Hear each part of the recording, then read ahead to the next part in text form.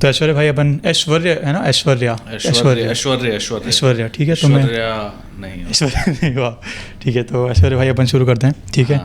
तो पहले तो सबसे पहले मैं आपको बता दूं अपन ये जो रीज़न है इस पॉडकास्ट करने का, क्योंकि अपन जब मिले थे तो आपने मुझे बोला था कि आपको हिंदी भाषा के बारे में काफ़ी बात करने का मन है, मतलब भाषा एज सच आपको बात करने का, भारतीय भाषाओं के बारे में।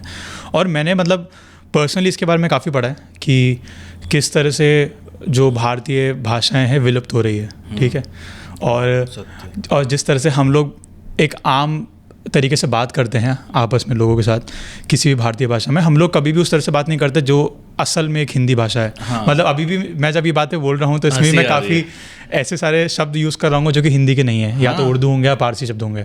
और यही प्रॉब्लम है अभी अपने जो अपन भारतीय भाषाओं के बीच में फेस कर रहे हैं, क्योंकि लोग भूलते जा रहे हैं। तो अपन ये शुरू करने के पहले आप मुझे आपका इंट्रोडक्शन दो, आप क्या करते हो। और मेरे को पता है कि आप ट्विटर और यूट्यूब और इंस्टाग्राम पे ना अपने काफ़ी ज़्यादा विचार प्रकट करते हो, अब करने लगे हो।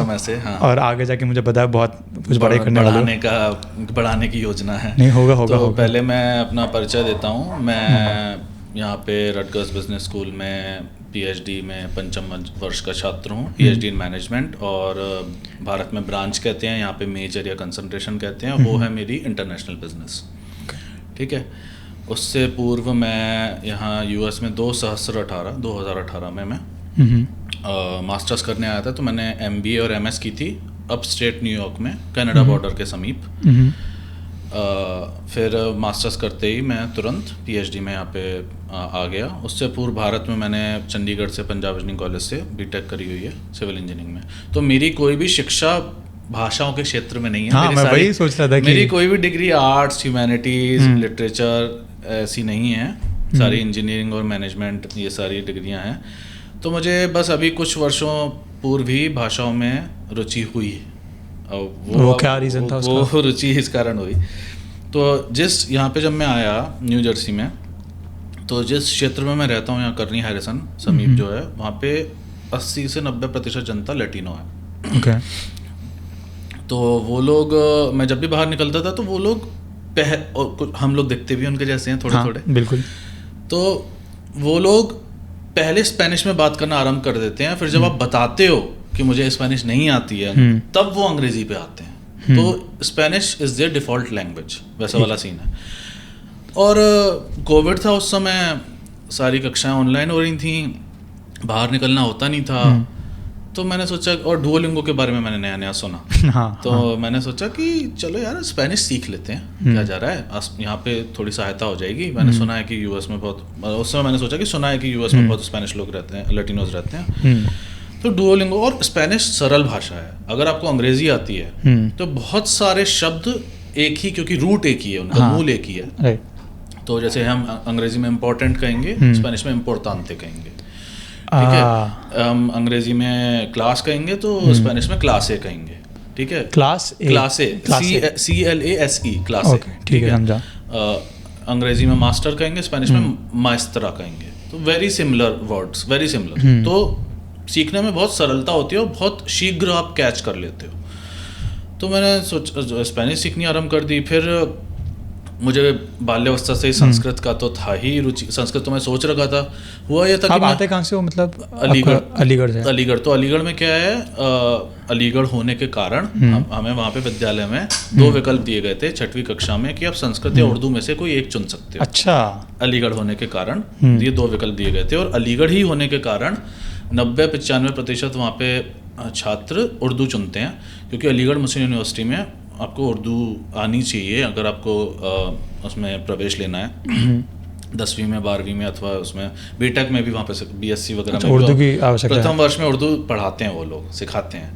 तो उस कारण वहाँ पे सारे ही छात्र उर्दू चुनते हैं। तो मैंने भी उस समय उर्दू चुन ली, और मुझे लगा सही निर्णय था, क्योंकि संस्कृत तो मैं सीख रहा हूँ अभी, पर उर्दू का मुझे अवसर नहीं मिलता, सीखने में कठिनाई होती।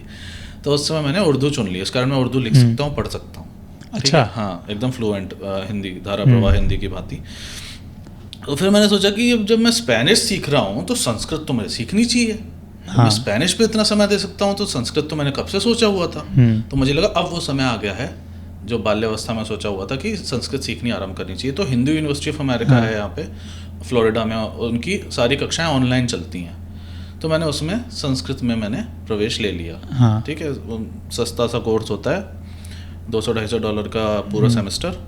तो मैंने सोचा संस्कृत आरंभ। तो आपने पहले मतलब संस्कृत थोड़ी भी सीखी थी? नहीं, बिल्कुल नहीं, कदाचित नहीं, बिल्कुल। तो आपके लिए ये पढ़ती पढ़त परंती ये सब नया होगा बिल्कुल जब आप पहली बार आए। एकदम। हाँ, पर ये कि यदि आपकी हिंदी पे अथवा किसी अन्य भारतीय भाषा पे पकड़ अच्छी है, तो आपको संस्कृत सीखने में, ये मैं एग्री करता हूं, क्योंकि मूल शब्द रूट जो होते हैं, धातु जो होती हैं, वो सेम होती हैं। तो संस्कृत मैंने सीखनी आरंभ कर दी। फिर मैं, क्योंकि पंजाब में मैंने बीटेक करी थी, तो मैंने सोचा, और मेरे सारे मित्र पंजाबी हैं उस कारण, जो मेरे घनिष्ठ मित्र हैं इतने भी, तो मैंने सोचा कि यार पंजाबी भी सीख लेते हैं। तो ये आप अभी संस्कृत सीख रहे हो, उसके बाद आपने सोचा पंजाबी? हाँ, ये फर्स्ट ईयर PhD की बात है, 2021 की। और मैंने पंजाबी यूनिवर्सिटी पटियाला की वेबसाइट पे कुछ वीडियो पड़े हुए थे, तो मैंने पंजाब, और क्योंकि मेरे को पंजाब में रहने के कारण समझ में आती है पूरी पंजाबी, मतलब मैं बिना सबटाइटल्स के, बिना डबिंग के पिक्चर में देख लेता हूँ पंजाबी। अच्छा। बस मेरे को केवल स्क्रिप्ट, लिपि सीखनी थी उनकी गुरमुखी। हाँ। वो मैंने उस वेबसाइट से, पंजाबी यूनिवर्सिटी पटियाला से मैंने लिपि सीखनी आरंभ कर दी, और 2 महीने के अंदर लिपि, क्योंकि वो देवनागरी थी, एक से मिलती जुलती लिपि है, बहुत शब्द सेम है। क्योंकि अपनी जो लिपियाँ आई हैं, पता नहीं गुजराती यदि देखी हो तो Gujarati is very similar to Devanagari, मतलब वो गुजराती पढ़ लेगा क्या लिखा है, देवनागरी जैसे शब्द होते हैं। तो उसी प्रकार गुरुमुखी भी 2 महीने के अंदर मैं सीख गया। तो फिर वहाँ से फिर मेरा ये हुआ कि यार अब एक क्या होता है, आपका आत्मविश्वास बढ़ने लगता है जब आपको भाषा, मैंने सोचा यार मेरे को 3-4 भाषाएं आ गई, तो वाह यार, मैं तो मतलब एक सेल्फ मोटिवेशन आ जाती है। तो उस कारण फिर मैंने ड्यूओलिंगो पे और भाषाएं जोड़ ली, कि जैसे क्योंकि मेरे को उर्दू पढ़नी आती थी, तो मैंने अरबी भी जोड़ ली, क्योंकि लिपि सेम है। ठीक है। और अरबी के इतने सारे शब्द तो हम वैसे भी उपयोग करते हैं, जैसे मैं उसमें सीखता हूँ तो उसमें लिखा आता है कि मशहूरा, गरीबा, तो मशहूर और गरीब शब्द तो हम, मतलब हमको लगता है हिंदी में हिंदी शब्द है, लेकिन वो अरबी से आए हैं। तो उस कारण ऐसे मेरा फिर रुचि बढ़ती गई इसमें, और फिर मेरी धीमे धीमे रुचि एटिमोलॉजी पे चली गई, कि now I want to know the roots कि कहाँ से शब्द आए हैं ये। तो वहाँ पे फिर धीमे धीमे करके वो बढ़ता गया, रुचि बढ़ती गई। तो इस प्रकार। इंटरेस्टिंग यार, मतलब इतना, मतलब मैं पहली बार देख रहा हूँ किसी को जो इस तरह से कोई भी एक रैंडम भाषाओं को सीख रहा है। और यूजुअली तुम मतलब क्या सीखते हो? स्पेनिश सीख लोगे, फ्रेंच सीख लोगे, संस्कृत तो मैं देखा भी नहीं आज तक किसी को ऐसा पहल करते हुए कि चलो आज हम संस्कृत सीखते बैठ गए। क्योंकि अभी आपने जब बात करे थे ना संस्कृत और कैसे ये भाषाएं मतलब आपस में जुड़ी हुई है, संस्कृत हो गई, अब जब हम अपन हिंदी में बात करते हैं नॉर्मली, तो हम लोग काफ़ी सारे शब्द यूज़ करते हैं, अरेबिक वर्ड्स यूज़ करते हैं, हम पर्शियन वर्ड यूज़ करते हैं। तो पहले तो मुझे ये बताओ, संस्कृत और हिंदी का थोड़ा सा मतलब ऐसे इतिहास, ये आती कहाँ से भाषा? और एक मतलब मुझे लगता है काफ़ी लोग जो हमारे दर्शक होंगे उनको नहीं पता होगा, प्राकृत करके जो है, प्राकृत मतलब बहुत मैं रिसेंटली सुना है ना। तो प्राकृत के बारे में थोड़ा मुझे बताओ, संस्कृत, प्राकृत और हिंदी, और इनका ओरिजिन कैसे हुआ और कैसे टूटी हैं भाषा आपस में एक दूसरे से। बिल्कुल। तो पहले तो मैं ये डिस्क्लेमर दे दूं कि मेरी रुचि हुई है, मैं 1-2 वर्षों से इस पर पढ़ रहा हूं, परंतु ऐसा नहीं है कि मैं 100% सत्य हूं। तो यदि किसी दर्शक को लगता है कि मैं कहीं पे कोई तथ्यात्मक त्रुटि कर रहा हूं, कोई फैक्चुअल मिस्टेक कर रहा हूं, तो मुझे ठीक कर देना। सही वैसे अरबी शब्द है, सही। अच्छा, सही अरबी शब्द है। हमको पता नहीं होता है, तो मुझे ठीक कर देना आप टिप्पणियों में। ऐसे मेरे ऊपर आके वो मत करने देना कि ये क्या त्रुटिपूर्ण ज्ञान दे रहे हो, अनुचित ज्ञान दे रहे हो। तो प्राकृत जो तुमने कहा कि अभी अभी सुना है, वो इस कारण भी सुना हो सकता है क्योंकि 2 दिन पहले ही हमारी केंद्र सरकार ने प्राकृत, मराठी, असमिया और बांग्ला या 5 भाषाओं को क्लासिकल लैंग्वेजेस का दर्जा दिया है। अच्छा। उसमें प्राकृत, पाली, मराठी, असमिया, एक और है 5वीं, मुझे तमिल भी है क्या? तमिल को पहले से मिला हुआ, तमिल को मिला हुआ। हाँ, 7-8 को पहले से मिला हुआ था, उसमें 5 और जोड़ी हैं। तो अभी मेन स्ट्रीम डिस्कशन में आ गई है प्राकृत और पाली। तो प्राकृत, पाली भी हमारी पुरातन भाषाएं हैं संस्कृत के साथ। पाली वैसे कुछ लोग कहते हैं कि मागधी प्राकृत को ही पाली कहते हैं। तो मैं बताता हूँ कि जैसे मैं मृच्छकटिकम, एक ग्रंथ है मृच्छकटिकम, शूद्रक नाम के एक लेखक ने लिखा था, लगभग होगा, एग्जैक्ट काल तो नहीं पता है उसका क्या है, परंतु लोग कहते हैं कि 2 सहस्र वर्ष पूर्व, लगभग 2000 वर्ष पूर्व लिखा गया होगा उस समय का। साहित्य है, इट्स प्ले। ठीक है, तो वो प्ले के फॉर्म में लिखा गया है। ठीक है, वो ग्रंथ संस्कृत और प्राकृत में है। मतलब प्राकृत में है मुख्यतः, उसकी जो कमेंट्री है, टिप्पणी जो है नीचे, वो संस्कृत में लिखी हुई है। अच्छा। तो मैं वो पढ़ता हूँ, कभी कभी पढ़ता हूँ, एक कक्षा लेता हूँ मैं सर्वेश तिवारी जी से। तो प्राकृत अभी देखो इतिहासकारों में यह अभी पूर्णतः सहमति नहीं है कि संस्कृत पुरानी है कि प्राकृत पुरानी है। अभी तो हम उस डिबेट में जा भी नहीं रहे कि तमिल पुरानी है, तमिल पुरानी की संस्कृत पुरानी है। पर यदि तो कुछ कहते हैं कि ये पहले आई हो सकती है, वो पहले आई हो सकती है, परंतु एक बिलीफ है, इस पे यूट्यूब पे वीडियोस भी मिल जाएंगे, कि संस्कृत भाषा आई शिव जी के डमरू से, ठीक अच्छा। है। उसे माहेश्वर सूक्तराणी कहते हैं, उससे ध्वनियाँ निकली, शिव जी ने डमरू बजाया, उससे ध्वनियाँ निकली, ब्रह्मांड में सबसे पहले ये ध्वनियाँ निकली, और उससे ये सारी ध्वनियाँ जो हैं अ क ड़ या ड़, ये सब उस डमरू से निकली। और उसी में कुछ लोग ये भी मानते हैं, यूट्यूब पे वीडियोस हैं इसके, कि डमरू के एक सिरे से संस्कृत की ध्वनियाँ निकली, दूसरे सिरे से तमिल की ध्वनियाँ निकली। अच्छा, ठीक है। तो ये डिबेट ही वहाँ पे समाप्त हो जाती है कि कौन सी प्राचीन है। दोनों ही हमारे लिए, दोनों ही पूजनीय है, दोनों ही सम्माननीय है, क्योंकि दोनों में ही हमारे इतने सारे ग्रंथ हैं, साहित्य हैं, प्राचीन भाषाएं हैं। संस्कृत और प्राकृत में यदि कोई ये बहस करना चाहे कि कौन सी प्राचीन, और इस पे कुछ एक वर्ग है भारत में, वो अक्सर इस पे बहुधा आ जाता है कि संस्कृत पुरानी नहीं है, पाली प्राचीन है, प्राकृत प्राचीन है, क्योंकि वो संस्कृत से घृणा करते हैं। और पाली में सारे बौद्ध ग्रंथ लिखे गए हैं, पाली भाषा पाली में। हाँ। और जैन ग्रंथ भी प्राकृत में। हाँ। तो उस कारण वे ये प्रमाणित करने का प्रयास करते हैं कि ये भाषाएं संस्कृत से प्राचीन हैं, और संस्कृत उतनी महत्वपूर्ण भाषा नहीं है, संस्कृत केवल ब्राह्मणों की भाषा थी, ये वो। परंतु यदि आप शब्द देखोगे इन तीनों के, संस्कृत, प्राकृत और पाली के, एकदम एक जैसे होते हैं। अच्छा। हाँ। तो जैसे धर्म, संस्कृत में धर्म कहेंगे, हाँ। पाली में क्या कहते हैं, बौद्ध ग्रंथों में धम्मा, धम्मा, हाँ हाँ, है ना। हाँ।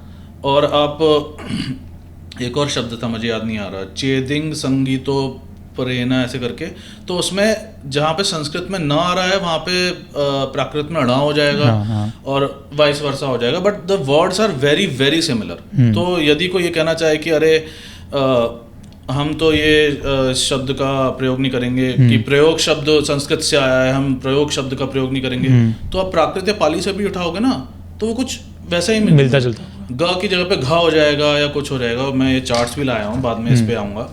तो बस ध्वनियों में थोड़ा बहुत हेर फेर हो जाएगा, परंतु वे भाषाएं बिल्कुल एक जैसी ही थी, बहुत अंतर नहीं था। उनके क्या होते थे, डायलैक्ट्स होते थे। Sanskrit was more rigid. Sanskrit क्या है, अब पूरे देश में कहीं पे भी जाओगे, उस संस्कृत बहुत रूल बेस्ड, नियम बेस्ड भाषा है। तो उसमें आप बहुत हेर फेर नहीं कर सकते हो। आपको जैसे ही कश्मीर में उस समय संस्कृत बोल रहे होंगे, मोर और लेस वैसे ही तमिलनाडु में संस्कृत बोल रहे होंगे। अच्छा। परंतु प्राकृत वॉज मोर लेमैन्स लैंग्वेज, जैसे आज के दौर की हिंदी हो गई, आज के दौर की हिंदी हो गई। तो उसमें क्या है, बहुत सारे डायलैक्ट्स, बहुत सारे एक्सेंट्स, वो दो बातों पर निर्भर करते थे। वो मतलब मृच्छकटिकम के अनुसार एक क्षेत्र पे, तो जैसे सौराष्ट्र, सौरसेनी प्राकृत हमारे दिल्ली के आसपास, ब्रज, शूरसेन जो थे मथुरा के राजा थे, तो दिल्ली के आसपास के क्षेत्र में, मथुरा में शौरसेनी प्राकृत बोली जाती थी। फिर मागधी प्राकृत मगध में, अच्छा। बिहार में उस, तो शौरसेनी प्राकृत से कौन सी भाषाएं निकली, Braj Bhasha, Haryanvi, even Punjabi to some extent, जबकि पंजाबी हालांकि वहाँ पे मतलब उस समय के पंचनद कहते थे पंजाब को, तो वहाँ पे एक भिन्न प्रकार की भी प्राकृत बोली जाती थी, मुझे उसका नाम अभी स्मरण नहीं आ रहा है। और मागधी से क्या निकलेंगी, भोजपुरी, मैथिली, ये भाषा उस क्षेत्र की जो भाषाएं, अवधी, ठीक है। महाराष्ट्री प्राकृत अलग थी, ठीक है। और अर्धमागधी प्राकृत अलग थी। कुछ लोग कहते हैं कि मागधी प्राकृत ही पाली थी, क्योंकि भगवान बुद्ध कहाँ पे हुए थे, बिहार, अधिकतर उनका जीवन बुद्ध और इनका भी महावीर स्वामी का भी, तो उसी कारण उनके जो ग्रंथ हैं वो पाली, जिसे कुछ लोग मानते हैं कि वही मागधी या अर्धमागधी प्राकृत थी। और जैन समाज के भी जो ग्रंथ हैं वे प्राकृत में लिखे हुए हैं। पर उसमें क्या होता है, संस्कृत भी बहुत है, मतलब बौद्ध ग्रंथ संस्कृत में भी लिखे हुए हैं, पाली में भी हैं, प्राकृत में भी हैं। Same for Jain scriptures, they are both in Sanskrit and Prakrit. और अब आते हैं उस विषय पर कि हाँ तो हाँ मैं बता रहा था कि एक तो वो क्षेत्र पर निर्भर करती थी प्राकृत, दूसरा वर्ण पर निर्भर करती थी। अच्छा। तो चांडाली प्राकृत अलग होती थी, अहीर जो कहते हैं, अभीर प्राकृत अलग होती थी, और इस प्रकार की अहीर जाती है ना। हाँ, तो उस पर भी निर्भर करती थी। ये 2 सहस्र वर्ष पूर्व की बात है, परंतु यदि आप 1 सहस्र वर्ष पूर्व यानी 1100-1200 ईस्वी के आसपास के अगर आप ग्रंथ देखोगे, उस समय कुछ कुछ ऐसे सेंसस भी करवाए थे राजाओं ने। ये उज्जैन अथवा भोपाल के राजाओं ने कुछ सेंसस करवाए थे भाषाओं पर। तो उस समय वो वर्ण वाला जो अंतर था वो बहुत हद तक समाप्त हो गया था। मतलब सारे वर्ण एक प्रकार की ही भाषा बोल रहे थे, केवल क्षेत्र वाला अंतर रह गया था। समझा। जो अभी अपन बात कर रहे थे मागधी और ये हाँ। उधर डक्की प्राकृत भी होती थी, ढाका की। अच्छा। हाँ, और प्राकृत दक्षिण भारत तक भी थी। तो यदि कोई ये कहना चाहे कि अरे उत्तर भारत की भाषाएं आर्यन भाषाएं, हमारी द्रविड़ियन भाषाएं, ऐसा, प्राकृत का इन्फ्लुएंस उस मत्स्यकटिकम में आंध्र प्रदेश तक बताया गया है। अच्छा। और क्योंकि उसके नीचे तुम्हारा तमिलनाडु स्टार्ट हुआ था, और तमिल का तो खैर इन्फ्लुएंस रहा ही है साउथ में काफी। हाँ, तो प्राकृत और संस्कृत का मेलजोल इन भाषाओं से सदा से रहा है। ये जो लोग कहते हैं वो केवल राजनीतिक कारणों से कहते हैं। और प्राकृत और संस्कृत के शब्द दक्षिण भारत की भाषाओं में मैं तो कहूँगा आज के समय में उत्तर भारत से अधिक हैं। वो लोग अधिक शुद्ध एक्चुअली मतलब मेरा रूममेट है, वो तेलुगु है। हाँ। है ना। तो जब मैंने उसको बोला तो वो मेरे को बोलता है कि मैं नहाने जा रहा हूँ। तो वो मेरे को पूछता तो जब नहाने जाते क्या बोलता है। मैंने बोला कि मैं यही बोलता हूँ नहाने जा रहा हूँ। तो बोलता है हम बोलते स्नान करने जा रहे हैं। तो मेरे को लोग कहते हैं नजर लग जाएगी, तेलुगु में कहते हैं दृष्टि लग जाएगी। हाँ, उधर ज्यादा प्रॉपर मतलब वो लोग शुद्ध अभी भी, क्योंकि उधर थोड़ा ये आक्रमणकारियों का जो है वो प्रभाव कम रहा है। अच्छा, ओके, आक्रमणकारियों का प्रभाव कम रहा क्योंकि आई थिंक ये एक मैं वही पॉडकास्ट देख रहा था, आपने मुझे बताया था एक बार पॉडकास्ट के बारे में। तो उस पॉडकास्ट में भी बात कर रहे थे कि वो जो गाना था ना पुष्पा का, तेरी झलक अशरफी, तो किस तरह से उसका तुम तेलुगु ट्रांसलेशन जो हिंदी में हुआ है पूरा ट्विस्ट कर दिया। जबकि तेलुगु में प्रॉपर जो शब्दों का यूज़ किया गया है वो बहुत प्रॉपर हिंदी संस्कृत वाले शब्द है। वो भारतीय शब्दों का प्रयोग करते हैं, संस्कृत एवं प्राकृत निष्ठ शब्दों का प्रयोग करते हैं। हम लोगों की भाषा तो बॉलीवुड ने पूरी बिगाड़ दी है। तो हाँ, उस मृच्छकटिकम में एक और बात बोली गई है। मैं कह रहा था कि हम अब उस विषय को देखते हैं कि केवल ब्राह्मणों की भाषा थी संस्कृत अथवा वो सब। उस प्ले को से यदि उस समय के समाज को आप पढ़ना चाहो तो यह पता लगता है कि they speak a mix of Sanskrit and Prakrit, all the people। ये और ये किस समय की बात कर रहा है प्रॉपर? 2000 वर्ष पूर्व के लगभग। कि उसमें ऐसा लिखा है कि जैसे रानी को जो प्ले हो रहा है जैसे या इवन अदरवाइज रानी को संस्कृत बोलनी चाहिए। ठीक है, मतलब संस्कृत विद्वानों की भाषा तो थी, इसमें तो कोई दो राय नहीं है। यानी जब एलीट, हाँ, मतलब ब्राह्मण जब पंडित वगैरह बात कर रहे होंगे अथवा जब राजसभा वगैरह में बातचीत हो रही होगी तो संस्कृत का प्रभाव उस पर अधिक रहेगा। इसमें कोई, जहां तक बात आती है लेमेंस की, तो everybody used to understand Sanskrit. This is without doubt, irrespective of your caste, varna, gender, anything, Sanskrit समझते सब थे। तो ये कोई कहे कि संस्कृत जो है केवल ब्राह्मण ही समझते थे, ब्राह्मणों के इतर कोई नहीं समझता था, यह तो सत्य नहीं है। संस्कृत समझते सब थे। ये अलग बात है कि हाँ, वो अपनी दैनिक वार्तालाप में, दैनिक बोलचाल की भाषा में कदाचित प्राकृत का अधिक उपयोग करते हैं। ठीक है, और उसमें ये तक लिखा है कि जो नगर वधु है, वैश्या जो होती थी, ठीक है, उसे संस्कृत बोलनी चाहिए प्ले में। इस प्रकार की भी मतलब बातें लिखी हैं। ठीक है, और उस समय नगर वधुओं को बहुत सम्मान दिया जाता था। ठीक है, तो जो गणिका है, गणिका अथवा वैश्या, थोड़ा सा ही अंतर होता है दोनों में, मतलब वो सिमिलर सी चीज़ें होती। तो वो संस्कृत भी बोलती हैं। मतलब ऐसा होता है कि उसमें कोई एक पात्र आता है, वो संस्कृत में बोलता है, आप हो सकता है उसका उत्तर प्राकृत में दे रहे हो। तो मतलब दोनों भाषाएं समझते हैं। और उसमें एक्सेंट्स और डायलेक्ट्स का भी उसमें वो है, उल्लेख है। ठीक है, कि ये आया तो वो उसका एक्सेंट, या तो वो जिस क्षेत्र से आया उस कारण उसका एक्सेंट अलग है, अथवा उसका वर्ण अलग है उस कारण उसका एक्सेंट अलग है। ठीक है, हाँ, मतलब जैसे कि आज के अपन देखते हैं चलचित्र के अंदर कि किस तरह से जो हिंदी भाषा का प्रयोग करते हैं, तो अगर कोई दूसरे क्षेत्र से आया तो उसका एक अलग डायलेक्ट होता है। मुंबईया हिंदी अलग होगी उस तरह, तो उसी तरह से। और इस तरह भगवान बुद्ध के लिए कहते हैं कि भगवान बुद्ध के कुछ, एक बार उनका कोई शिष्य आया, वो उनसे कदाचित संस्कृत में प्रश्न पूछ रहा था, और वो कदाचित पाली अथवा जो भी मागधी प्राकृत है या पाली में उत्तर दे रहे थे। तो वो संस्कृत कदाचित बोलते, और वो क्षत्रिय थे, तो कोई एक है कि संस्कृत ऊंचों की भाषा थी, तो भाई वो क्षत्रिय थे तो उन्हें संस्कृत बोलनी चाहिए थी, परंतु वो नहीं बोल रहे थे। ठीक है, परंतु वो समझ रहे थे। तो it was not as black and white as people try to paint it on social media. It was not at all black and white. तो फिर आप ये जब आर्ग्यूमेंट्स आप रख रहे हो जिससे अपन एक बात साबित करना चाह रहे हैं, तो इससे साबित होता है कि नहीं भाई संस्कृत उस टाइम पे मतलब काफी संस्कृत प्रचलित थी, परंतु केवल संस्कृत भाषा नहीं थी। पहली बात तो ये प्रमाणित होती है, अन्य भाषाएं भी थी।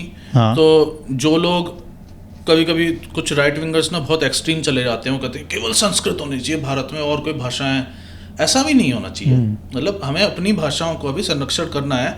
जितनी संस्कृत प्रिय है उतनी हमें प्रिय हिंदी होनी चाहिए, उतनी ही हमें प्रिय ब्रज भाषा होनी चाहिए, या मारवाड़ी होनी चाहिए। मुझे नहीं पता तुम्हारे घर में मारवाड़ी बोलते हैं? हाँ, मतलब मारवाड़ी मतलब जो राजस्थान है वो 2-3-4 क्षेत्र में डिवाइडेड है। तो मारवाड़ी जो है मेवाड़ मारवाड़ी और एक हाड़ौती है। तो मैं जिस क्षेत्र से आता हूँ वो हाड़ौती क्षेत्र, तो हम हाड़ौती बोलते हैं। तो हमारे भारत में क्या ऐसी छवि बना दी है कि ब्रज भाषा है, अवधी है, ये गंवारों की भाषा है, आप बुद्धिजीवी नहीं लगोगे। जैसे मैं ब्रज क्षेत्र से हूँ, तो मेरे वो आपके बोलने में आता है, वो ब्रज क्षेत्र वाला आता है, पता नहीं, मैं तो ध्यान नहीं दिया। मतलब वो क्योंकि मुझे लगता है कि ब्रज में जब कोई बात करता है ना किसी वजह से, क्योंकि मैं मथुरा बचपन से बहुत गया हूँ मैं, मतलब मुझे रास्ते याद है, इतना गया हूँ मैं। तो जब भी मैं वहाँ बात करता ना कोई भी किसी तरह से, तो एक मुझे नहीं पता ये क्यों लोग बोलते हैं कि एक थोड़ी इस भाषा को नीचा देखा जाता है या किसी भी तरह से, मेरे को बहुत ऐसा इंटेलेक्चुअल साउंड होता है, क्योंकि मेरा हिंदी के लिए ना काफ़ी शुरू से मतलब काफ़ी प्रेम रहा है। तो जिस तरह से वो हिंदी का प्रयोग करते हैं ना, तो मुझे तो मतलब काफ़ी ऐसा इंटेलेक्चुअल वाली भाषा लगती है। बट आप बोल रहे थे। हाँ, मतलब तो जैसे मेरी माता जी की माँ बोली, उनकी मातृभाषा ब्रज भाषा है, वो पूरे बाल्यावस्था से बड़े होने तक ब्रज भाषा ही बोलती आई, परंतु उन्होंने कभी हमें सिखाने का प्रयास नहीं किया कि इसकी हिंदी में एक्सेंट आ जाएगा, ये सोच के, जैसे कि हम लगभग सभी करते हैं। हरियाणा के परिवारों में भी वो हरियाणवी कम बोल रहे होंगे कि वो ऐसा ना साउंड करे मेरा बेटा, हिंदी जब बोल रहा है तो वो हरियाणवी, तो ऐसा ना वो लगेगा, र्यूड लगेगा, हरियाणवी लोग कहते हैं र्यूड लगती है। तो मैं चूँकि गाँव में इतना समय बिताता था, हर वर्ष में 2-3 महीने के लिए जाता था, तो उस कारण मैं पूरी समझ लेता हूँ और टूटी फूटी बोल भी लेता हूँ।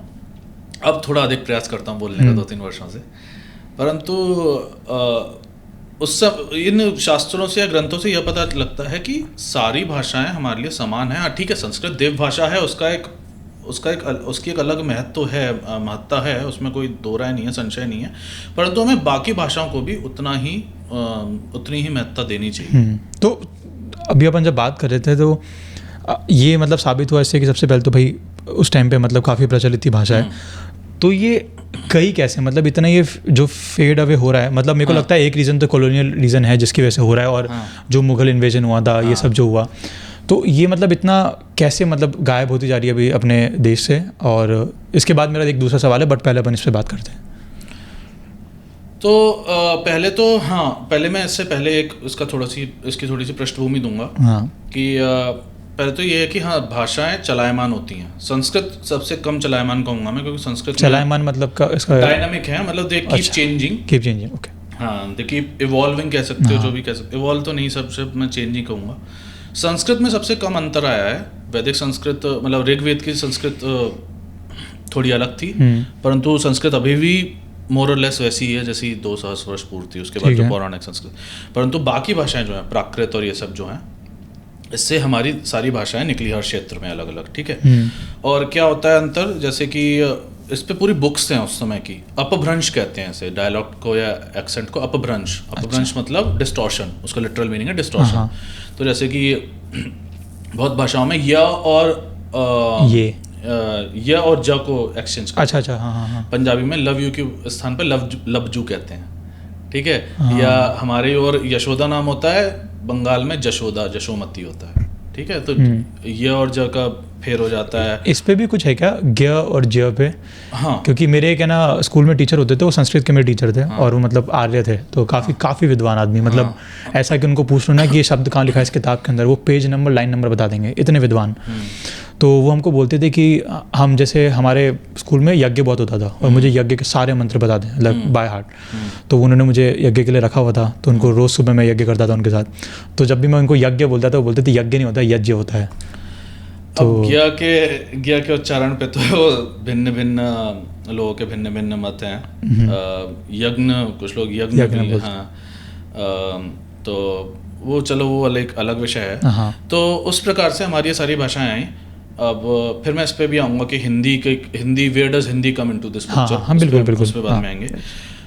अब इनका पतन क्यों हुआ? पहले तो जैसे कि तुमने कहा कि आक्रमणकारियों के कारण पतन हुआ। पहले उन्होंने हम पे फारसी हमारे एक्चुअली सफल और फल नहीं होता है, सफल और फल होता है। संस्कृत में फ ध्वनि होती है। नुक्ता की वजह से ही नुक्ता, ये जो फ का इन्फ्लुएंस आया है, जो प्रभाव आया है, ये बाहर से आया है, फारसी और अरबी से। वहाँ पे फ की ध्वनि होती है। तो पहले तो उन्होंने फारसी और ये थोपी, ठीक है, राजभाषा उन्होंने फारसी घोषित कर दी जब उनका साम्राज्य आरंभ हुआ। इस पर शिवाजी महाराज ने मराठी से 75-80% फारसी शब्द निकाल के संस्कृत शब्द पुनः डाले थे। अच्छा। जब शिवाजी महाराज आए थे उस समय कहते हैं कि मराठी में 60-70% तक फारसी शब्द घुस गए थे और उन्होंने सबको वापस निकाल कर और जो पुनः संस्कृत शब्द डाले 15% पे ले आए थे वो फारसी शब्दों को।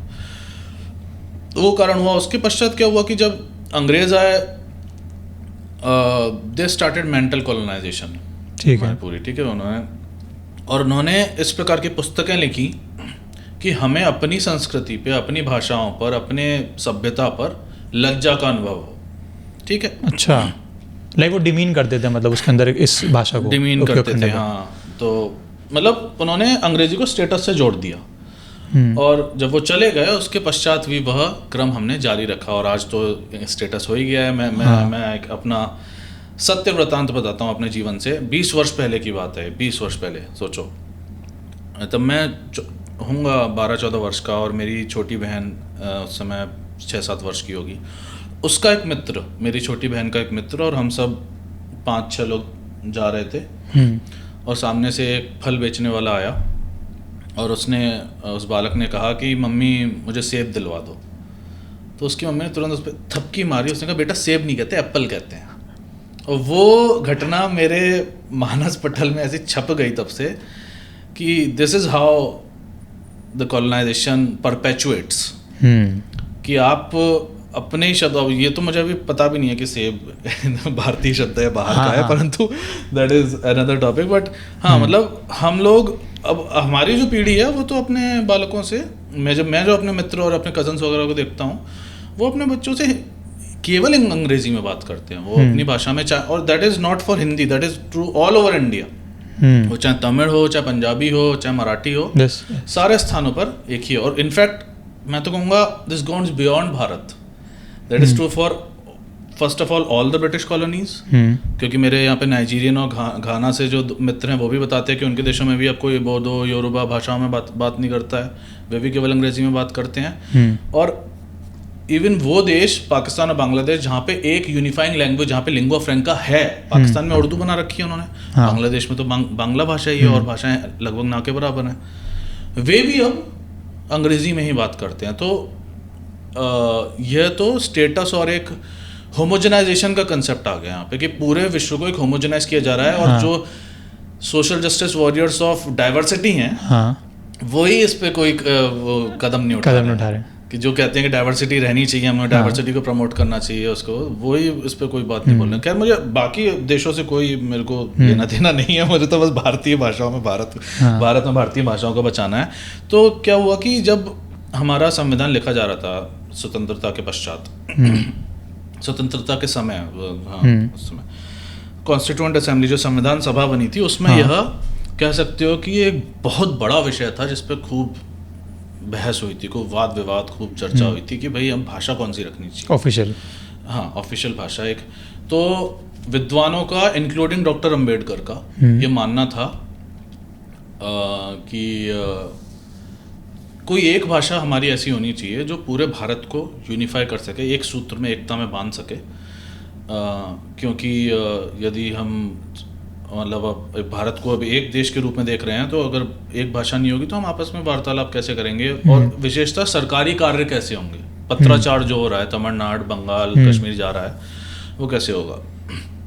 तो उस पर अधिकतर जो बड़े नाम थे संविधान सभा में, सरदार पटेल, डॉक्टर अंबेडकर तो संस्कृत के पक्षधर थे भाई। हाँ, ही सेड कि संस्कृत शुड डिजर्व, जब उनकी भले ही वो छवि कुछ भी ऐसी बना रखी हो राजनीतिक कारणों से लोगों ने, but he was supportive of Sanskrit, ठीक है। फिर उन्होंने हिंदी के लिए पक्ष में भी बोला था। तो सरदार पटेल और ये सब जो जितने भी अन्य थे नाम, बड़े बड़े नाम थे, सब ने कहा कि हिंदी अधिकतर भारत समझता है तो हिंदी होनी चाहिए। फिर कुछ राजनीतिक दल तथा राजनीतिक लोग आ गए विरोध करने कि हिंदी को आप हिंदी हम पे थोप रहे हो, हम हिंदी नहीं, क्योंकि हमें हिंदी आती नहीं है, वो अहिंदी भाषी राज्यों से, दक्षिण भारत इत्यादि से।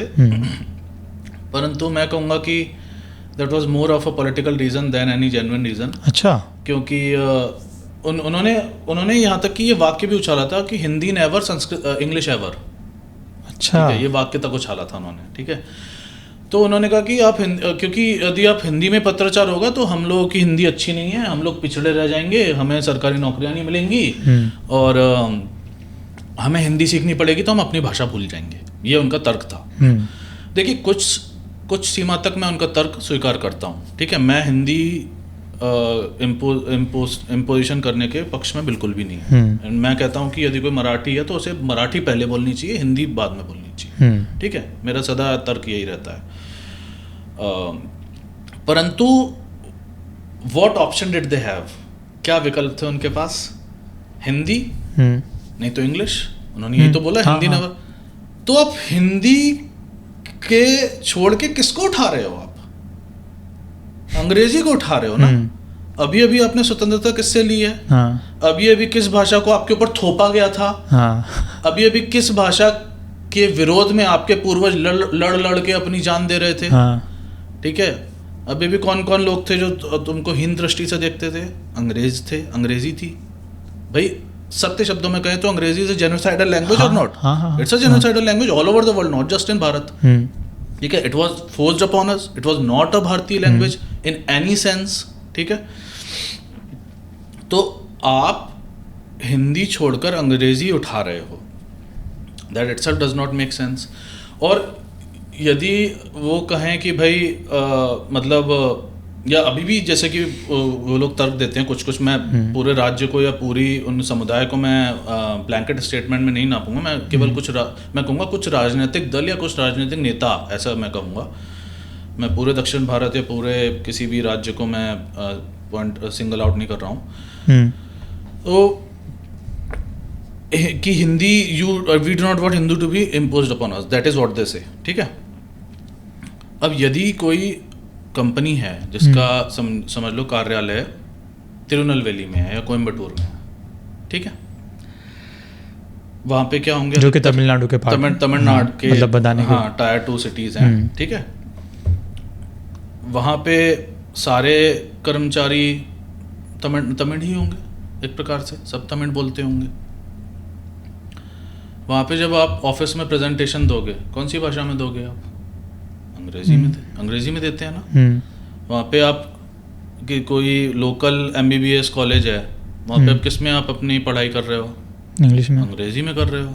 वहाँ पे आप स्टेट PCS का एग्जाम दे रहे हो, परीक्षा दे रहे हो, 90% लोग अंग्रेजी में ही दे रहे हैं। अंग्रेजी क्या आप पे थोपी नहीं जा रही है? यदि आप कोयम्बटूर के किसी ऑफिस में जाके कोई ये कह दे कि भाई नहीं, आप you should give the presentation in English not in Tamil, तो आप विरोध करते हो उसका? नहीं करते ना वो लोग।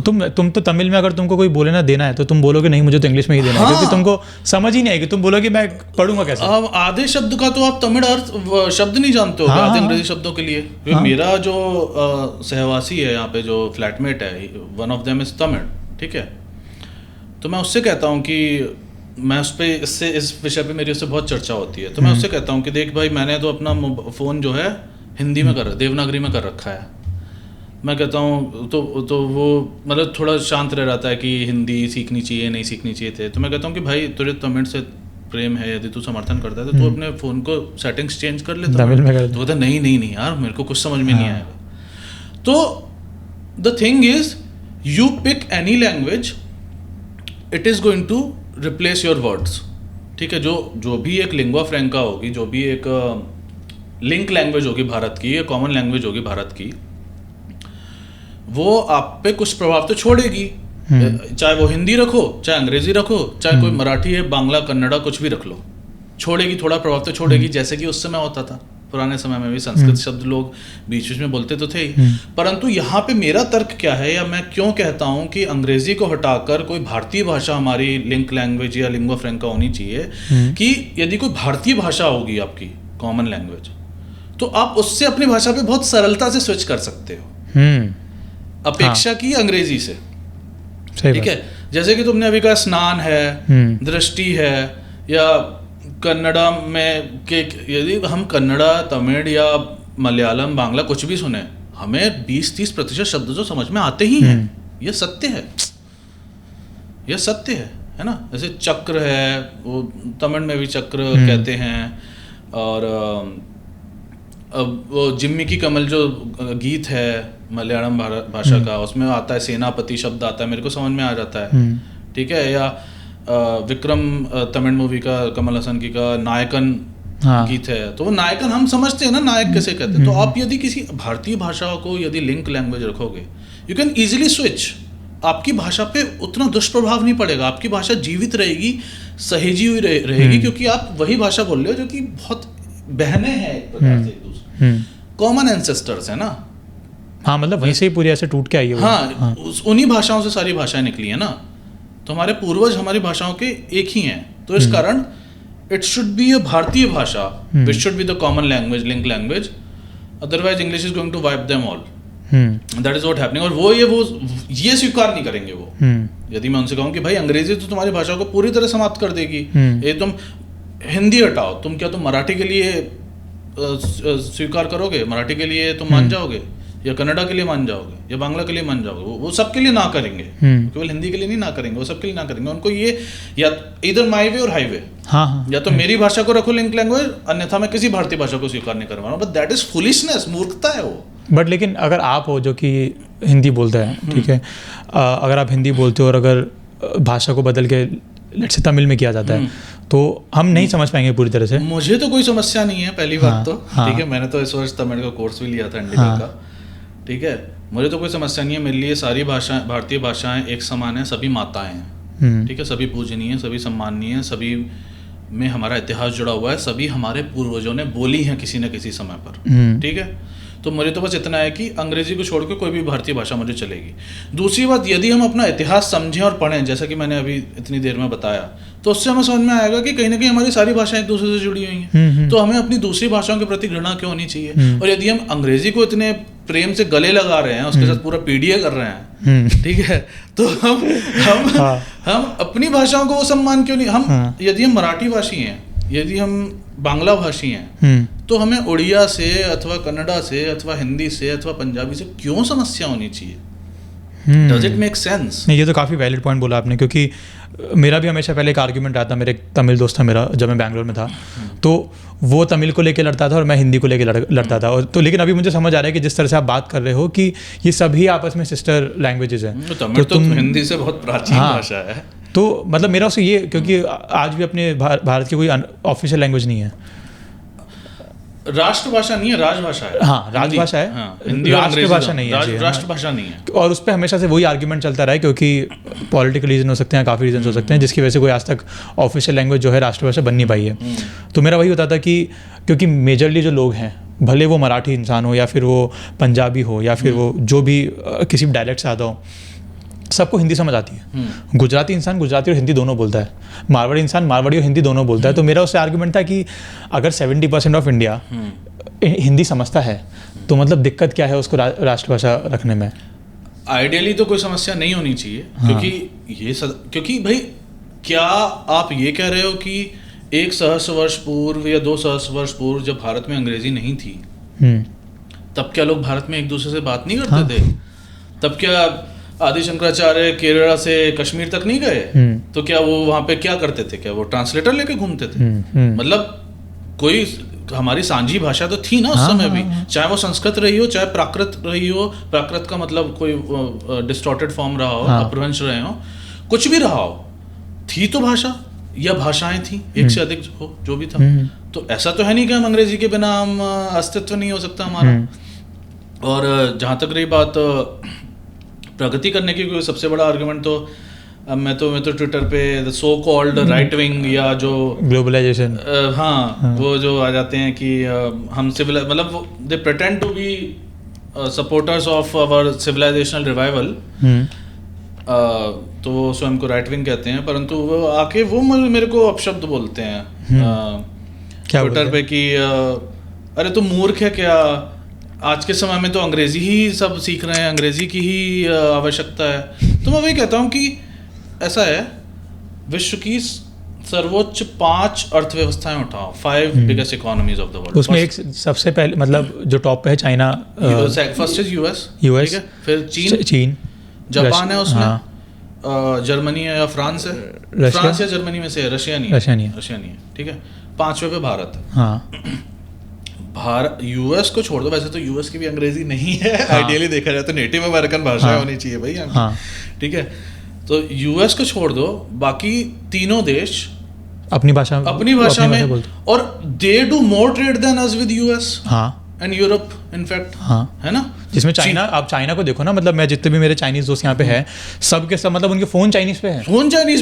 सबके चाइनीज में चीनी भाषा में करते हैं उनके पास हर, मतलब हमारे पास हिंदी के लिए मतलब कुछ ऐसे चीजें थी, मैं बात कर रहा था, कोई शब्द के लिए मेरे पास वो ही नहीं है, मतलब उसका हिंदी अनुवाद नहीं मेरे पास, उनके पास हर चीज का चाइनीज अनुवाद है, हर शब्द का है। तो सारे देशों ने प्रगति की है और वे महाशक्ति बने हैं, बिना अंग्रेजी का उपयोग किए महाशक्ति बने।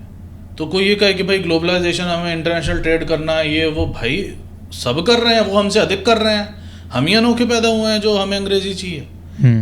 ये तो आपकी मानसिक दासता है, आपका मेंटल कॉलोनाइजेशन है, मेंटल स्लेवरी है, आपने स्टेटस से जोड़ लिया अंग्रेजी को। वे लोग नहीं इतना ऐसा गर्व की अनुभूति करते हैं अंग्रेजी बोलने पे, वो अपनी भाषा धड़ल्ले से बोलते हैं। मुझे लगता है जब आप ये बात करते हो ना स्टेटस वाली बात, तो अभी अपन ने पहले ही बात करी थी कैसे इंग्लिश आज के दौर में ना एलिटिज्म दिखाता है, और ये अपना ब्रिटिश की वजह से हुआ है, कॉलोनियल रूल की वजह से। और मतलब पता नहीं आपने इस कॉन्सेप्ट के बारे में पढ़ा हो, तो एक फिलोसोफर था, इटालियन फिलोसोफर एंटोनियो ग्रामशी। तो एंटोनियो ग्रामशी ने एक कॉन्सेप्ट की बात करी थी, कल्चरल हेजमनी। तो कल्चरल हेजमनी यही होता है कि कैसे लोग जो ना ये सॉफ्ट पावर के थ्रू, एलीट लोग जो होते हैं ये सॉफ्ट इन्फ्लुएंसिंग करते हैं, और ये बता देते हैं कि कैसे है ना ये जो चीज़ है यही एलिटिज्म दिखाती है। अब हर इंसान को क्या होता है, पहली बात तो तुम ये बताओ तुम्हारे पास ये कॉन्सेप्ट आया कैसे कि जो इंग्लिश बोल रहा है वो एलीट है।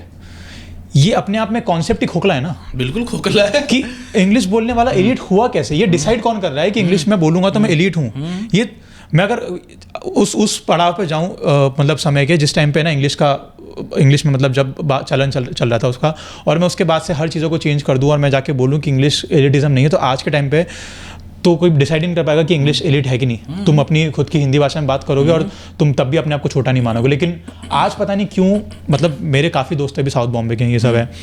मेरा तो खैर हिंदी में काफ़ी शुरू से प्रभाव रहा है, क्योंकि मम्मी पापा दोनों काफ़ी हिंदी में बोलते हैं। उनको इंग्लिश आज भी नहीं आती है। हाँ, मेरी मम्मी को भी नहीं, मेरे माताजी भी नहीं आती है। पता नहीं वो यूएस आएगी तो कैसे बात करेगी, बट उनको आज भी इंग्लिश उतनी नहीं आती है, उतनी मतलब पढ़ लेती है, सब कर लेती है, बट वो बोल नहीं पाएगी और उतना समझ नहीं पाएगी एक्सेंट वगैरह। बट लेकिन उनका हिंदी पे कंट्रोल है, और उनकी वजह से आज ऐसा हो गया है कि मेरा उनसे बेटर हिंदी पे कंट्रोल हो गया है। लाइक कई बार ऐसा होता है कि जैसे मैं अभी रिसेंटली ओशो की काफ़ी किताबें पढ़ा था, ओशो हो गए, आचार्य प्रशांत हो गए, तो इनकी मैं किताबें पढ़ा था जो प्रॉपर ऐसे बिल्कुल कठिन हिंदी में, क्लिष्ट हिंदी में, बिल्कुल क्लिष्ट हिंदी में। अब मैं उस क्लिष्ट हिंदी को ऐसा हो गया कि मैं इतना पढ़ने लगा कि मैंने एक बार बोला मम्मी को कि यार आप पढ़ो किताब, तो मम्मी ने पढ़ा। मम्मी मेरे को कॉल करके पूछ रही कि यार इसका मुझे शब्द का मतलब समझ नहीं आ रहा, और मैं मम्मी को उसका मतलब बता रहा हूँ, क्योंकि मेरे को बहुत ज़्यादा लगाव था। हाँ। और मुझे लगता है कि जैसे मेरी ज़िंदगी में मैंने ये फेस किया है, एक टाइम पे मैं अंग्रेज़ी अच्छी नहीं बोलता था, बहुत खराब बोलता है, क्योंकि हम जिस जगह से आते हैं, हम जिस नगरों से आते हैं, नगर भी नहीं कहना चाहिए, कस्बे हैं, हाँ, हम पता ही नहीं है, मतलब सब अर्बन रूरल। हमारे तो अंग्रेजी की टीचर भी हिंदी में बात करती है हमारे स्कूल में। तो अब वहाँ से आते थे तो भाई पता ही नहीं हिंदी बोलने कैसे, मतलब इंग्लिश में बात कैसे करें। अगर मैं इंग्लिश में गलती से मैंने कुछ गलत बोल दिया तो ये लोग तो हंसेंगे, क्योंकि इंग्लिश को हमने एलीट इतना बना के रखा हुआ है। अब मैं हूँ भाई 11वीं 12वीं में, मुझे नहीं आती इंग्लिश बोलनी, ठीक है। जैसे तैसे मेरा बैंगलोर में एडमिशन हो गया, बैंगलोर जाता हूँ, वहाँ भी नहीं बोल पा रहा हूँ, दोस्त नहीं बना पा रहा हूँ, क्योंकि नीचा फील करूँगा, क्योंकि ये सब तो इंग्लिश में बात करते हैं। साउथ बैंगलोर के लोग हैं, साउथ बॉम्बे के लोग हैं, साउथ दिल्ली के लोग हैं, कैसे बात करूँगा। तो 2020 के करीब मैं वापस घर पर आया, कोविड के टाइम पे। अब मैं बैठ के मैंने पढ़ना बहुत शुरू किया। अब मैं पढ़ रहा हूँ किताबें, ठीक है। हिंदी तो मेरी अच्छी थी। मेरी बैंगलोर में कॉलेज में हिंदी की कक्षा होती थी एक। अच्छा। तो हिंदी की कक्षा बैंगलोर में थी, क्राइस्ट यूनिवर्सिटी में। क्राइस्ट में। तो क्राइस्ट में हमारे हिंदी की कक्षा होती थी, लेकिन उसमें तुमको लैंग्वेज सेलेक्ट करनी होती थी। तो 100 बच्चे हैं तो 100 में से 20 ही हिंदी सेलेक्ट करते थे, बाकी 80 इंग्लिश। अच्छा। कन्नड़ा भी नहीं, इंग्लिश। अच्छा, सिर्फ इंग्लिश और फ्रेंच, 3 ऑप्शन थे।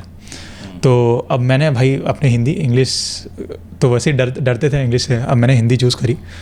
क्लास के अंदर मतलब जहाँ कोटा में जब मैं पढ़ता था हिंदी, तो मैं टॉपर नहीं था, एवरेज बच्चा था। भाई वहाँ पे टॉपर हूँ मैं, सेम हिंदी के साथ। कोटा तुम बुद्धि के नगर से हो, बुद्धि वहाँ पे पनपती है कोटा में।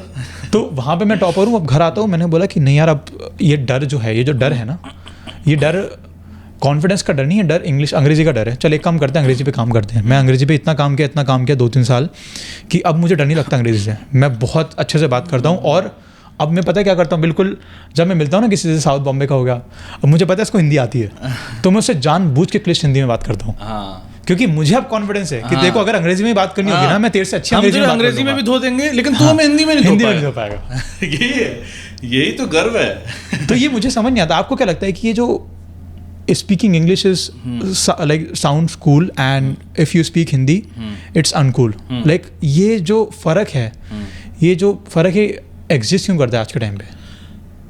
मानसिक दास्ता है, क्योंकि हमारे देखो थोड़ा सा राजनीतिक कारण भी है कि जो हमारे शासक आए स्वतंत्रता के पश्चात, बहुत अधिक समय तक वे स्वयं ही अंग्रेजी के ही समर्थक थे, अंग्रेजी बोलते, क्योंकि पढ़ाई अंग्रेजी में होती थी। जैसे गांधी जी ने भी लॉ की पढ़ाई लंदन जाके पढ़ते थे वो सब। और वो एक तरीके से यूँ कहो कि पावर ऑफ ट्रांसफर हो गया from white rulers to brown rulers, ठीक है। तो उन्होंने ये दक्षिण मुंबई, दक्षिण दिल्ली, इन सब क्षेत्रों में एक ऐसा वो बना लिया, इकोसिस्टम, साइलोज बना लिए, इको चैम्बर्स बना लिए, जहाँ पे ये था कि भाई हम तो मतलब everything western is superior and everything भारतीय इज इन्फीरियर, वो वाली। और वो जो मानसिकता है वो पूरा बॉलीवुड में भी आई, ठीक है। बॉलीवुड के लिए भी एनीथिंग आउटसाइड इट सुपीरियर, चाहे वो अरबी फारसी के शब्द हों अथवा अंग्रेजी हो। और वो लोग ऐसे बिहेव करते, क्योंकि स्वतंत्रता के पश्चात से हमने जो अपने प्रेरणा स्रोत जो बनाए हैं, हमने जो अपने जिनको देख के हम the ones we look upon, चाहे वो जितने भी सेलिब्रिटीज हों, चाहे वो बॉलीवुड के हों, चाहे वो खिलाड़ी क्रिकेटर्स हों, चाहे वो पॉलिटिशियंस हों, most of them have been mental colonised. मतलब वो उस प्रकार से आप किसी का भी आप साक्षात्कार देख लो, इंटरव्यू बॉलीवुड का, वो हिंदी बोल ही नहीं पाते हैं यार। वो हिंदी फिल्म इंडस्ट्री में, कहने को हिंदी फिल्म इंडस्ट्री में, वैसे तो मैं उसे हिंदी फिल्म इंडस्ट्री मानता भी नहीं हूँ, पर वो कहने को हिंदी फिल्म इंडस्ट्री में कार्य करते हैं, वो हिंदी नहीं बोल पाते हैं। मराठी तो बहुत दूर की बात है, जबकि वो महाराष्ट्र में रहते हैं, मराठी नहीं आती है, हिंदी नहीं आती है। They struggle. एक वो क्लिप भी थी कॉफी विद करण की, जिसमें करण जौहर से ये सैफ अली खान और शर्मिला टैगोर, वैसे Tagore is not the real name, Tagore is distorted name, Thakur होता है। मतलब बांग्ला में आप पढ़ोगे इंग्लिश में रविन्द्रनाथ टैगोर लिखा होगा, उसके नीचे बांग्ला में रविन्द्रनाथ ठाकुर लिखा होगा। अच्छा। अंग्रेज क्योंकि ठाकुर नहीं बोल पाते थे, वो ठाकुर को टैगोर बोलते थे, तब से हम लोगों ने उसका टैगोर कर दिया, बसु का बोस कर दिया।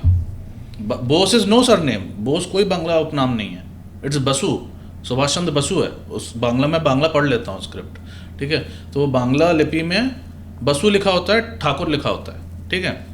हम उनके नाम ही अभी तक चला रहे हैं। मतलब हमारा नाम भी क्या होगा ये भी हमें बाहरी व्यक्ति बताएगा, अंग्रेज बताएंगे कि हमारा नाम क्या है, कि हम दिल्ली को दिल्ली बोलेंगे और मुंबई को बॉम्बे बोलेंगे, कोलकाता को कलकत्ता बोलेंगे।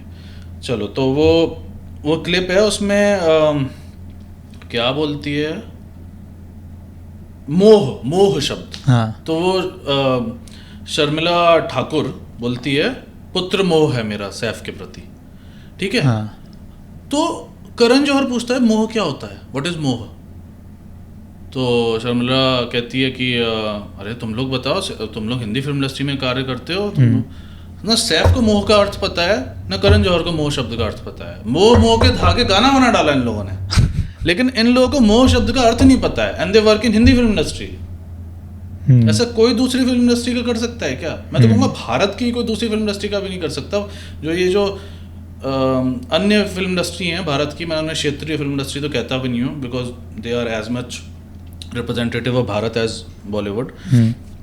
तमिल, तेलुगु, मलयालम, भाई उन लोगों को अपनी भाषा का अच्छा ज्ञान होता है, उन लोगों को अपनी संस्कृति का अच्छा ज्ञान होता है। वो अपनी फिल्मों में, अपने चलचित्रों में भारतीय संस्कृति और सभ्यता को, मैं तो कहूँगा बहुधा यानी अक्सर, वो बॉलीवुड से कहीं बेहतर रिप्रेजेंट करते हैं। अब बाहुबली देख लो, कोई भी एनिमे देख लो। बाहुबली से मुझे एक बात बतानी थी, मेरे को अभी याद आई अचानक से। मेरा जो दोस्त है वो तमिल है, तो मतलब मारवाड़ी है बट वो तमिलनाडु में रहा है। तो वो मुझे बता रहा था कि जब इसका हुआ था ना, मतलब डबिंग हुई थी इसकी, जो तेलुगु यूज़ करी ना बाहुबली के अंदर, वो तेलुगु मतलब ऐसे बिल्कुल क्लिष्ट तेलुगु, मतलब जो प्राचीन जो है, उन्होंने उस समय की भाषा दिखाने का प्रयास किया है। और अगर जो बहुत सारे ऐसे तेलुगु जो स्पीकर्स हैं, मतलब तमिल, मतलब आंध्र प्रदेश में या तेलंगाना में रहते हैं, उन लोगों में भी काफ़ी लोग हैं जो कि बाहुबली को ऐसे समझ नहीं पाते हैं। मतलब मेरा जो दोस्त जो कि खुद बचपन से वहाँ पे रहा है तमिलनाडु में, जब वो डब करी तमिल में, तो वो भी नहीं समझ पा रहा था।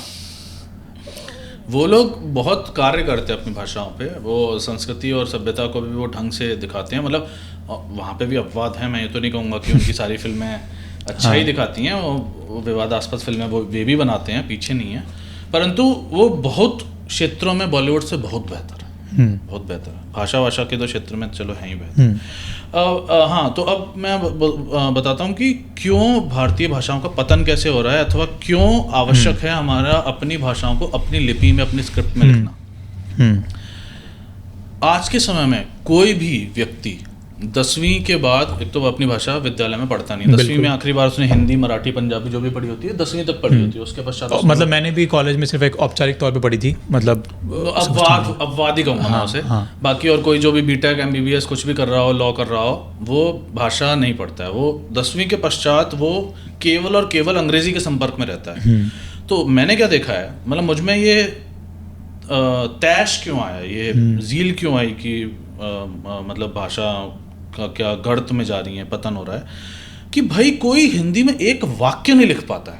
हाँ, मतलब मैं लिखता है, एक तो सब ये कुछ शब्द हैं, मैं लिख के भी लाया था। हाँ, वो सबसे बड़े विक्टिम बने हैं इसके। हाँ, पीड़ित हैं इस वो कहूँगा अंग्रेजी के अंग की ध्वनि। हाँ, कोई भी मैं लिखेगा ना, एक तो इवन टाइपिंग में आप MAI लिखते हैं लोग, ठीक है, MEIN, अंग की जो ध्वनि है वो तो उसका तो बलिदान, उसको तो खल्लास कर दिया। मतलब इस पे भी अपन मतलब डिटेल में बात कर सकते हैं कि किस तरह से ध्वनि का होता है ये, बट आप कंटिन्यू करो। तो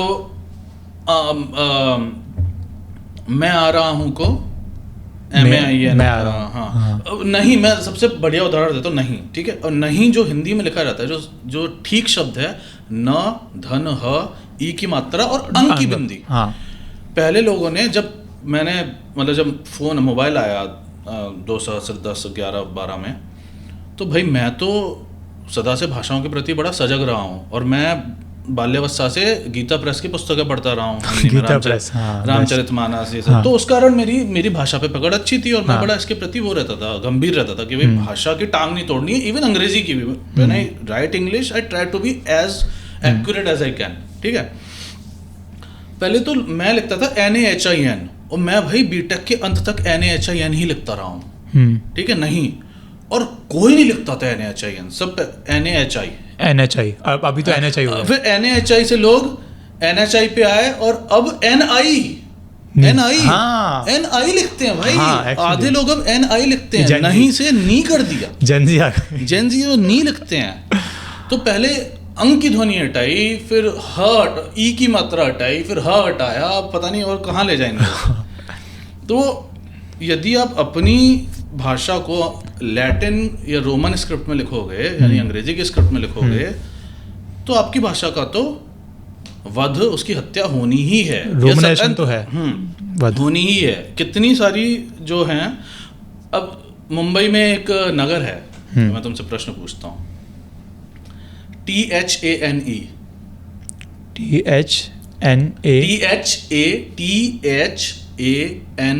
हाँ, मुंबई में एक है नगर, ये क्या नाम है इसका? तो मेरे को इसका मतलब तो पता है मुझे कि लोग इसको थाने बोलते हैं, आपके ठाणे है, ठाणे है वो, ठाणे है, थ है और र। मराठी लोग सही बोलते हैं, मराठी तो पुणे बोलते हैं, पुणे पूरा देश पूना बोलता है, पुणे बोलते हैं। थाने, ये थाने बोल, जबकि ठाणे है वो। ठाणे है वो। अब जब अंग्रेजी में लिखोगे तो थोड़ी आप पढ़ पाओगे ठाणे।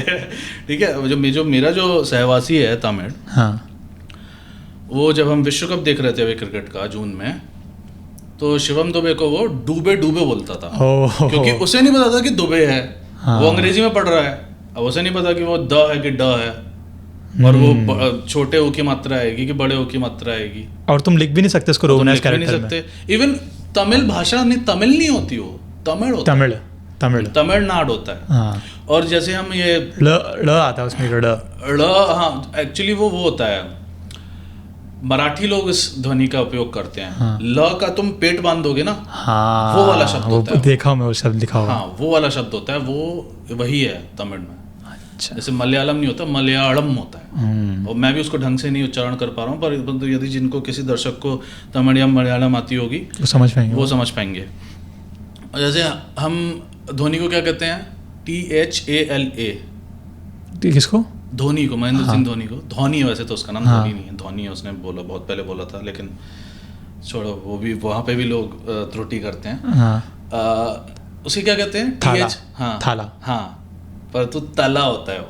ओ, ये तो मुझे नहीं पता था। हाँ, तला होता है। उसका कारण क्या होता है कि जो दक्षिण भारत की भाषाएं हैं ना, आपने देखा होगा, वो लोग अपने जो उनके नाम होते हैं ना, जैसे श्रुति को वो SHRUTHI लिखते हैं, थ लिखते हैं वो हर स्थान पर जहाँ पे हम त लिखते हैं। सीता को वो, कोई तमिलनाडु की सीता होगी, वो SEETHA सीता, उनके हर नाम में TH, क्योंकि उनकी भाषा में क्या होता है, मेरे को उतना ही ज्ञान है तमिल का, तो मेरे को कोई वो आके ना कहे कि तुम क्या उल्टा सीधा बता रहे हो, मेरे को टिप्पणियों में सही ठीक कर देना, सही नहीं ठीक कर देना।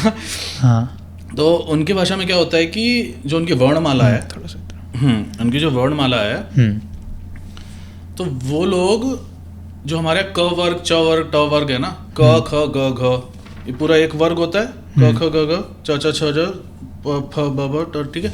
उनके यहाँ जो एक ही लेटर पूरे वर्ग को रिप्रेजेंट करता है, डिनोट करता है। तो जैसे कि वो लोग कहाँ जा रहे हो, कहाँ जा रहे हो, कहाँ जा रहे हो, क ख, कंबोडिया, खुजराहो, गणपति, सबके लिए सेम ही वर्ण का उपयोग करेंगे।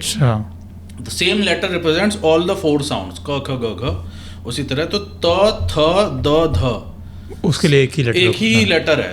तो वो जब अंग्रेजी में जब उसको लिखते हैं ना, तो वो जैसे थ का भी उपयोग कर सकते हैं, द का भी उपयोग कर सकते हैं। जैसे मेरे फ्लैटमेट का नाम दीपन है, दीपन है,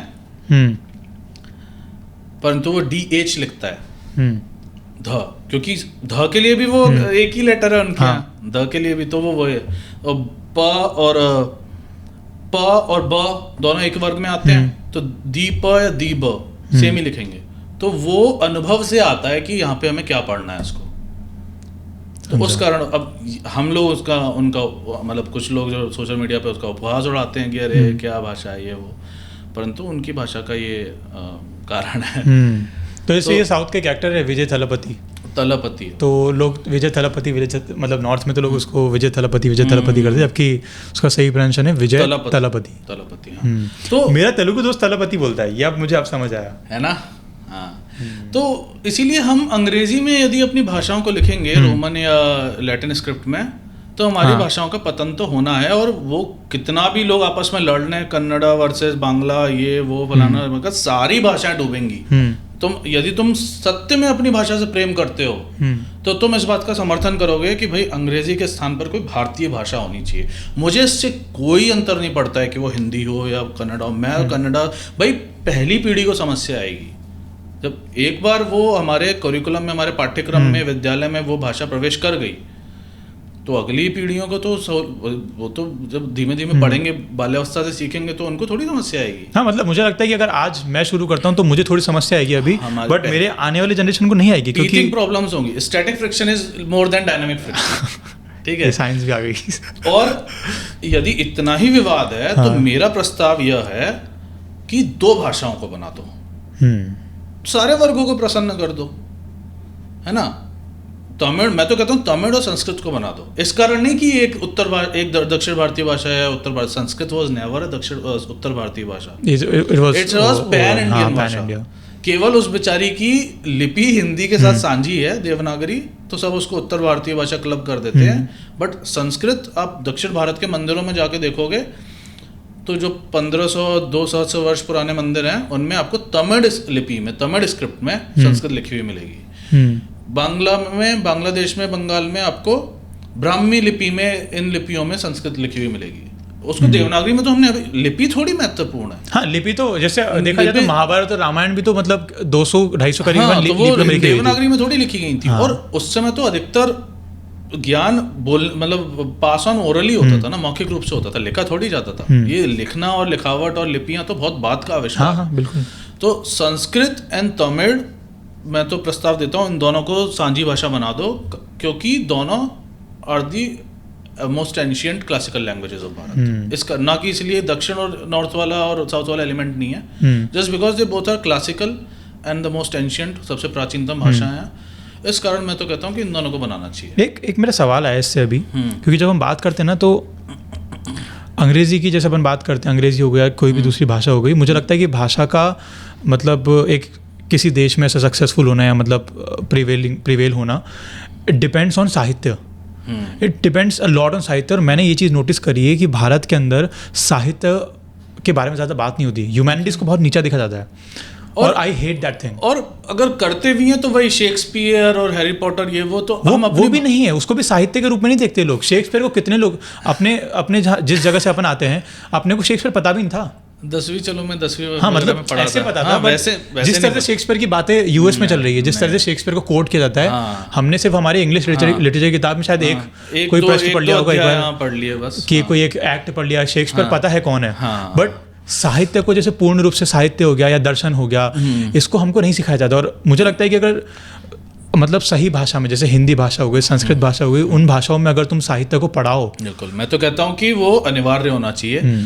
मैं कहता हूँ यदि भारत में एकता लानी है, यदि इस विवाद को समाप्त करना है, भाषाई और क्षेत्रीय विवाद को समाप्त करना है, पहली बात साझी भाषा बनाओ भारत की, या भाषाएं बनाओ, एक नहीं तो 2 रख लो, ठीक है, कोई समस्या नहीं है। हम लोग बहुत काल से हम भारतीय पॉलीग्लॉट्स रहे हैं, पूरे विश्व के लोग सदा से बहुभाषी रहे हैं, ऐसा नहीं है कि एक ही भाषा पे जिएंगे, ठीक है।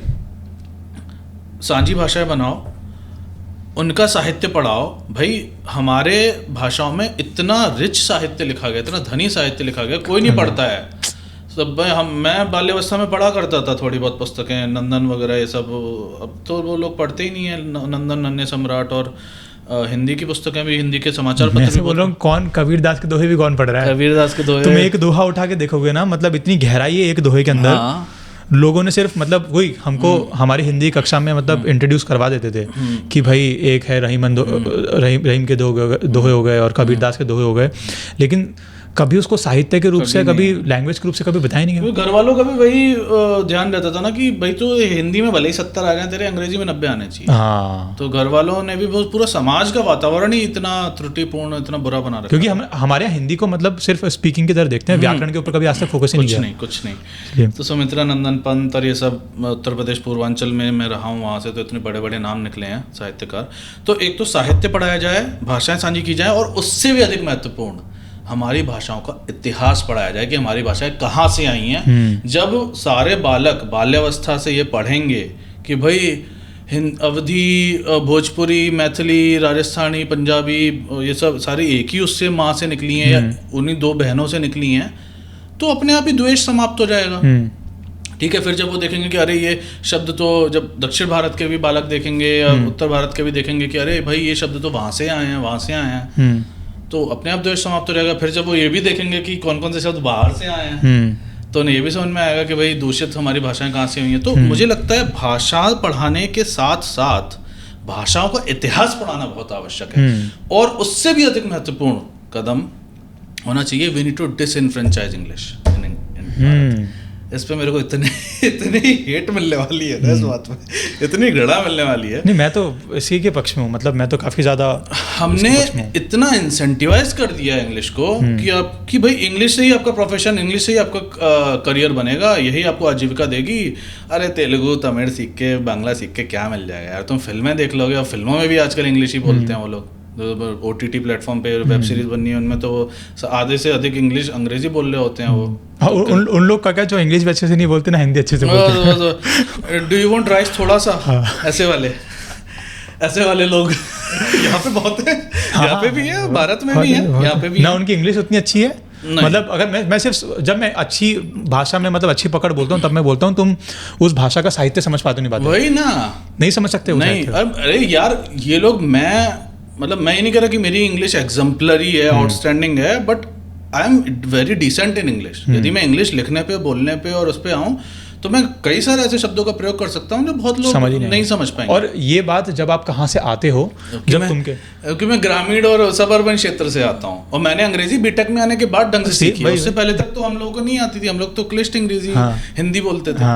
ठीक है, क्लिष्ट, मैं तो क्लिष्ट भी नहीं बोलता था मतलब, बट लेकिन ये बात बहुत सच है, शुद्ध हिंदी बोलते थे हम लोग।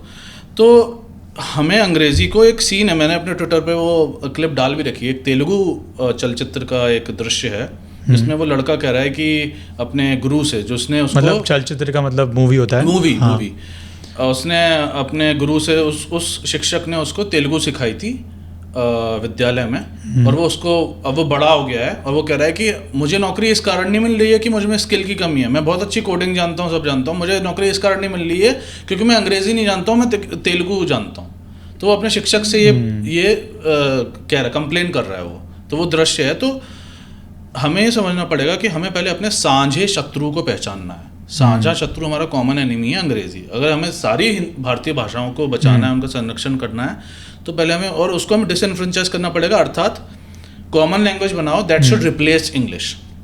ठीक है, फिर उसको हमें अपने धीमे धीमे, ये एक वर्ष में, 2 वर्ष में नहीं हो सकता, ये 10 वर्ष में नहीं हो सकता, इसमें लगेगी पूरी एक पीढ़ी। धीमे धीमे कार्य होगा, क्योंकि एकदम से करेंगे ना तो लोग विद्रोह कर देंगे। धीमे धीमे होगा कि हमें उन भाषाओं को, सांझी भाषाओं को, साथ में स्टेट लेवल पे अपनी राज्य की भाषाओं को धीमे धीमे घुसाना पड़ेगा। कैसे? तेलुगु मीडियम में, बांग्ला मीडियम के बढ़िया बढ़िया स्कूल बनाओ। अभी हम लोग भागते हैं ना कि हमें DPS में पढ़ रहे हैं, हमें इसमें पढ़ना है, रायन इंटरनेशनल में उसमें पढ़ना है। क्यों? क्योंकि वो लोग इंग्लिश बोला, कॉन्वेंट, हम तो एक तो भारत में उनका कब्जा भी है शिक्षा पे, तो वो लोग, जैसे मुझे तो फाइन लगता था हिंदी बोलने पे हमारे विद्यालय में। मैं कॉन्वेंट में पढ़ा, इंग्लिश मीडियम में। उत्तर प्रदेश के छोटे से नगर में पेनल्टी लगती थी, कर देना पड़ता था मुझे हिंदी बोलने पे विद्यालय में। अपने देश में अपनी भाषा बोलने पे हमें पेनल्टी लग रही है। ये तो हमारी स्थिति है हमारे देश की। तो हमें धीमे धीमे क्या करना पड़ेगा, अच्छे स्कूल, मतलब समझो स्टेट टॉपर बांग्ला माध्यम विद्यालय से आता है, तो लोग तो भागेंगे ना उस विद्यालय के पीछे। सरकार का कार्य है ये, समाज को भी करना चाहिए, सरकार को भी करना चाहिए। अगर ये सरकारें सही में जितना जो लड़ती है ना कि हमें हिंदी मत थोपो, अपनी भाषा को बचाओ ना, बचाओ अपनी भाषाओं को। तेलुगु मीडियम, तमिल मीडियम विद्यालय बनाओ और कर दो अनिवार्य कि कम से कम सरकारी कार्यों में, सरकारी कार्यालयों में केवल हमारी भाषा चलेगी। अंग्रेजी बोली तो फाइन दोगे। आंध्र प्रदेश के चीफ मिनिस्टर ने तेलंगाना के चीफ मिनिस्टर को, मुख्यमंत्री को, ट्विटर पे पत्र लिखा था, ओपन लेटर करके, ठीक है, खुला पत्र लिखा था, अंग्रेजी में लिखा था। तेलंगाना और आंध्र प्रदेश के मुख्यमंत्री एक दूसरे से अंग्रेजी में क्यों बात कर रहे हैं? वो क्योंकि उनके लिए नहीं था, वो था देश के लिए। हाँ, इसलिए तो हमें ये 3-4 कदम एक क्रम में उठाने पड़ेंगे, तब जाके हम अपनी भाषाओं को बचा सकते हैं। वही। और आई थिंक मैं मतलब आपका ट्विटर पढ़ा था, जो उसमें बताया था कि कैसे ब्रिटिशर्स ने ना ये जो नाम है शैव और बौद्ध, वो क्या था बात? वो ये था कि हमारे नाम भी, हम जैसे मैं उदाहरण दे रहा था कि हमारे जो नाम है, हमारी जो टर्मिनोलॉजी है, हमारे जो शब्द है, वो भी हम बाहर से उठाते हैं। जैसे कि मैं जब बड़ा हुआ था तो मैं सदा अपने गीता प्रेस की पुस्तकों में शैव, वैष्णव, शाक्त ये शब्द पढ़ता था। अब सोशल मीडिया जब से आया तब लोग शैवाइट, वैष्णवाइट और शाक्ताइट और इस तरह के, या जैसे ये देखो कि मैं कहूँगा कि महाराष्ट्र में रहने वाला मराठी व्यक्ति है। हाँ, अभी महाराष्ट्रियन कहाँ से आ गया? Maharashtrian is like American, European. जैसे तुम देख रहे हो कि मैं भारतीय बोल रहा हूँ, मैं इंडियन नहीं बोल रहा हूँ, मैं भारतीय बोल रहा हूँ, है ना? तो हमारा क्या नाम है? हम लोग तिब्बत को टिब्बट क्यों कहेंगे?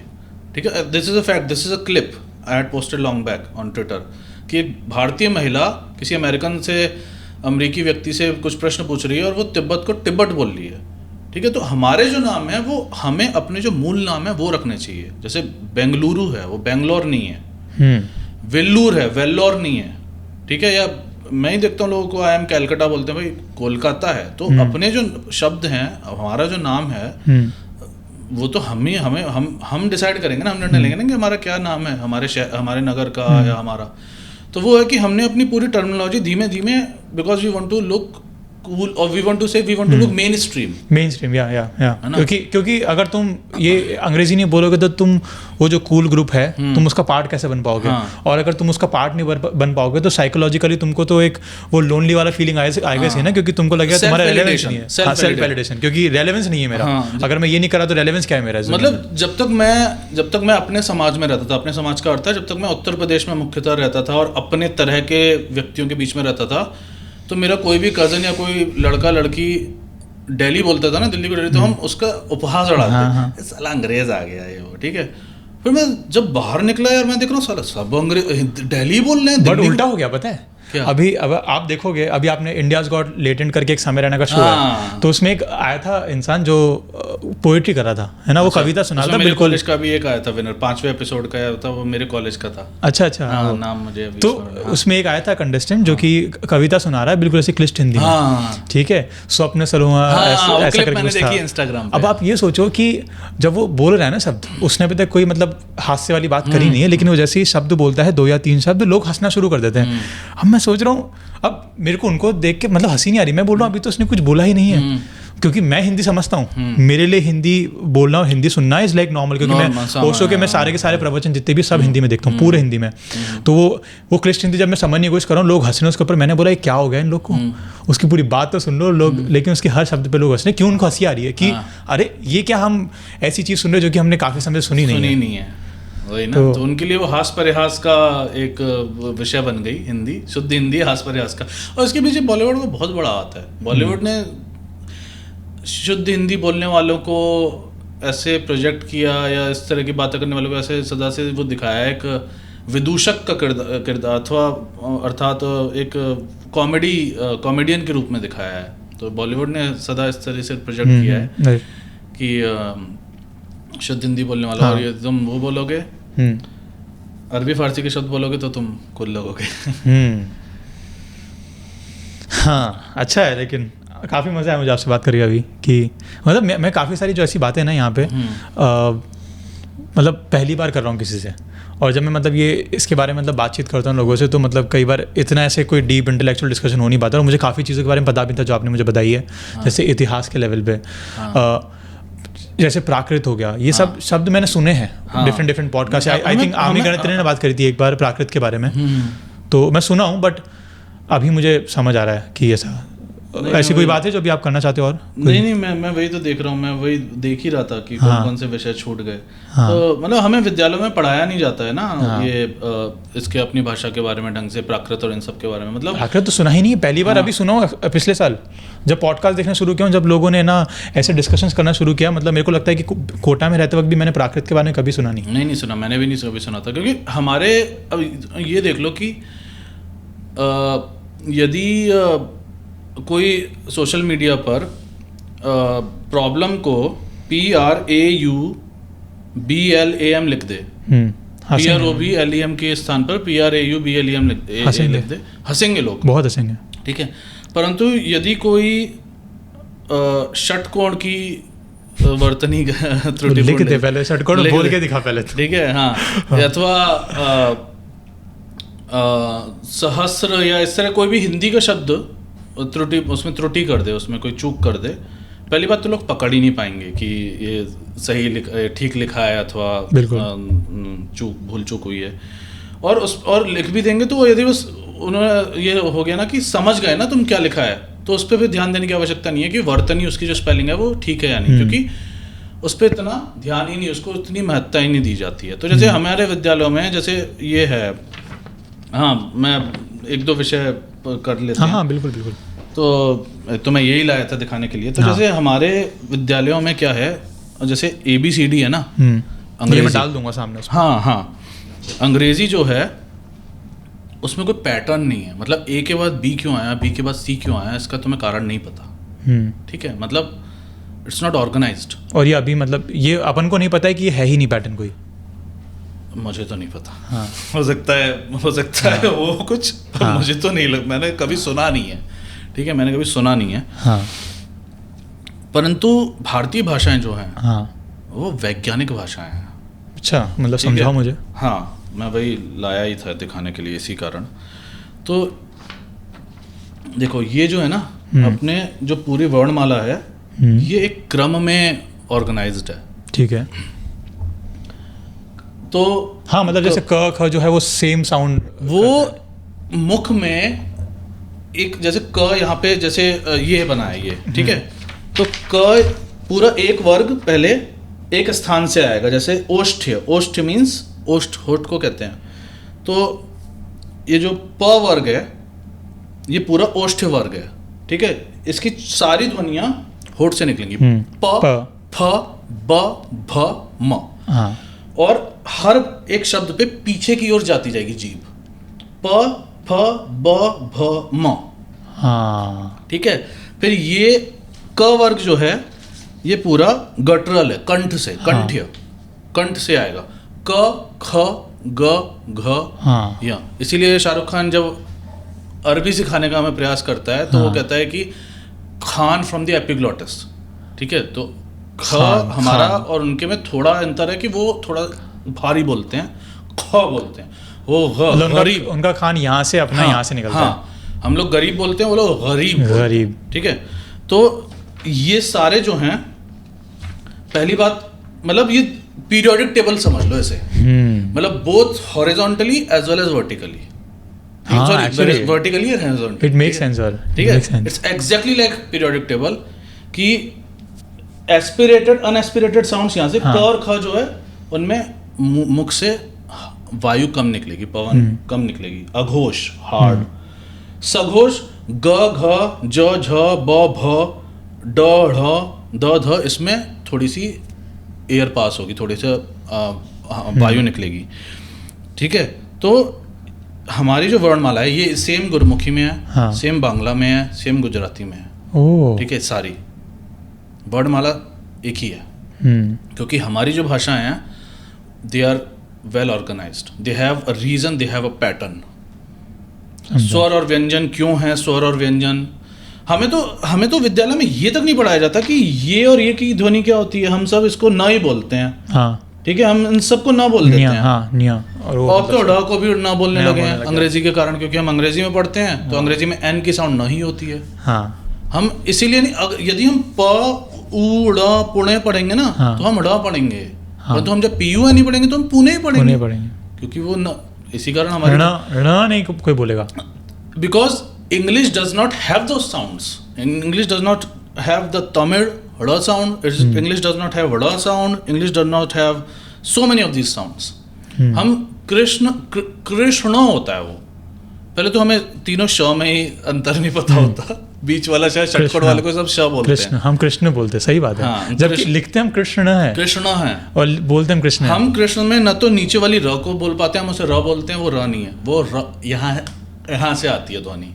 ठीक है, कैसे होता है वो, मतलब पूरा जब बोलेंगे हम कृष्ण में जितने भी है ना, ठीक है, हाँ, तो उसमें र और श दोनों यहाँ से आएंगे। तो क्या होगा, उसमें थोड़ी सी सीटी जैसी, हाँ, कृष्ण, यहाँ के स्थान पर थोड़ा सा अंदर ले जाओ जीभ को, कृष्ण। और जब तुम ऐसा बोल रहे हो ना, तब वो न बोलना इजी पड़ रहा है, और तुम अगर ये नहीं बोलोगे तो न बोलना मुश्किल पड़ेगा। Because the whole purpose of our languages is that tongue should travel the least distance. हाँ, और जब हम कृष्ण बोले तो हमारी टंग ऑलरेडी उधर है, तो न भी हमारा उधर के उधर हाथों हाथ निकल रहा है। Not the speed but the vector, not the distance but the displacement should be least. तो हमारी भाषाएं ये प्रयास करती हैं कि हमारी जिह्वा को, हमारी जीभ को सबसे कम दूरी तय करनी पड़े, उस कारण ऐसे शब्द बनाए गए हैं। कृष्ण होता है वो, हम कृष्णा कृष्णा करते हैं, और अंग्रेजी में तो हम कृष्णा कृष्णा कर देते, राम राम। हाँ, वो तो रोमनाइज्ड, वो तो अलग ही होता है। हाँ, तो ये तो हमारी भाषाओं को जितना हम समझेंगे, जितना हम सीखेंगे ना, हमारी ग्रंथियां खुलेंगी बुद्धि की, हमें पता लगेगा कि भाई हम किस सभ्यता किस संस्कृति से आए हैं। तुमको ये कूल लगने लग जाएगा, तुमको ये कूल लगने लग जाएगा।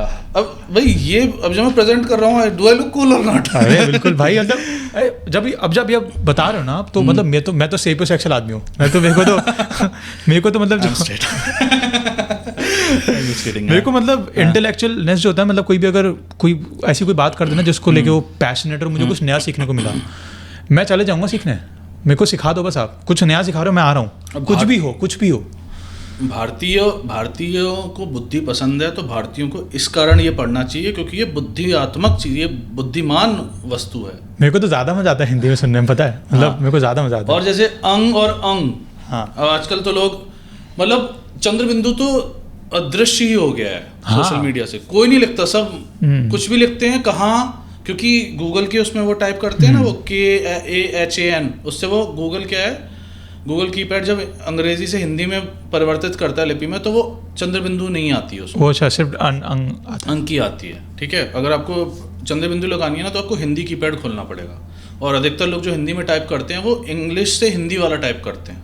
हाँ, ठीक है, तो उसमें चंद्रबिंदु अपने आप नहीं आती है। हाँ, एक्चुअली सही बोल रहा, मैं चांद में काफ़ी टाइम से ना चंद्रबिंदु देखा नहीं हूँ। हाँ, तो मैं तो क्योंकि हिंदी कीपैड बहुत उपयोग करता हूँ, तो उस कारण मैंने ध्यान दिया है कि मेरे एक फ़ोन में नहीं आती है क्योंकि उसमें वो लगा हुआ है, दूसरे फ़ोन में मैं मैनुअल टाइपिंग करता हूँ, हाँ, तो उसमें आ जाती है चंद्रबिंदु। तो अंग और अंग में क्या अंतर होता है? अनुस्वार और चंद्रबिंदु में हंस, ह उस पर बिंदी, स, हंस मीन्स स्वान। हाँ, और हंस और हंस, हंसना वाला हंस, ह चंद्रबिंदु स, हंस। तो क्या अंतर होता है कि ह की ध्वनि समाप्त हो गई, हंस, ह की ध्वनि समाप्त हो गई, उसके बाद बिंदी की ध्वनि आई आधा न की, हाँ, फिर स।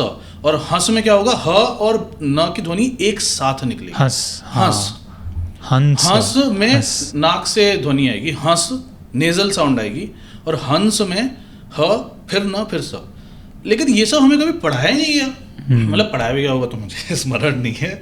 मतलब वो तो पढ़ा रहे थे, हम ही लोग बोल रहे थे कि मैम प्ले वाला पीरियड क्यों लिया आपने? मतलब उस पर कभी इतनी महत्ता नहीं गई, उसको कोई महत्वपूर्ण नहीं समझा, ध्यान नहीं दिया गया। हाँ, वो तो बता ही नहीं रहता। मतलब कई ऐसी चीज़ें होती है कि अपने अगर देखें जो गणित के अंदर भी हमको जो पढ़ाया जाता है 7वीं 8वीं कक्षा में, कई ऐसी इंपॉर्टेंट चीज़ होती है जो कि हमको आगे जाके काम आती है फर्स्ट सेकंड या थर्ड ईयर में, लेकिन हमको उस टाइम पे उसका महत्व बताया नहीं जाता। और वो तो मुझे लगता है कि इंडियन एजुकेशन की एज अ होल ही मतलब परेशानी। एक तो सब लोग विज्ञान है, तो PCM लेगा, PCB लेगा, PCM लेगा, PCB लेगा। हाँ, मेरे को तो पता है। हाँ, तो उधर वो आर्ट्स का, कॉमर्स का, लॉ का, इन सब का तो कोई विकल्प होता ही नहीं है। हाँ।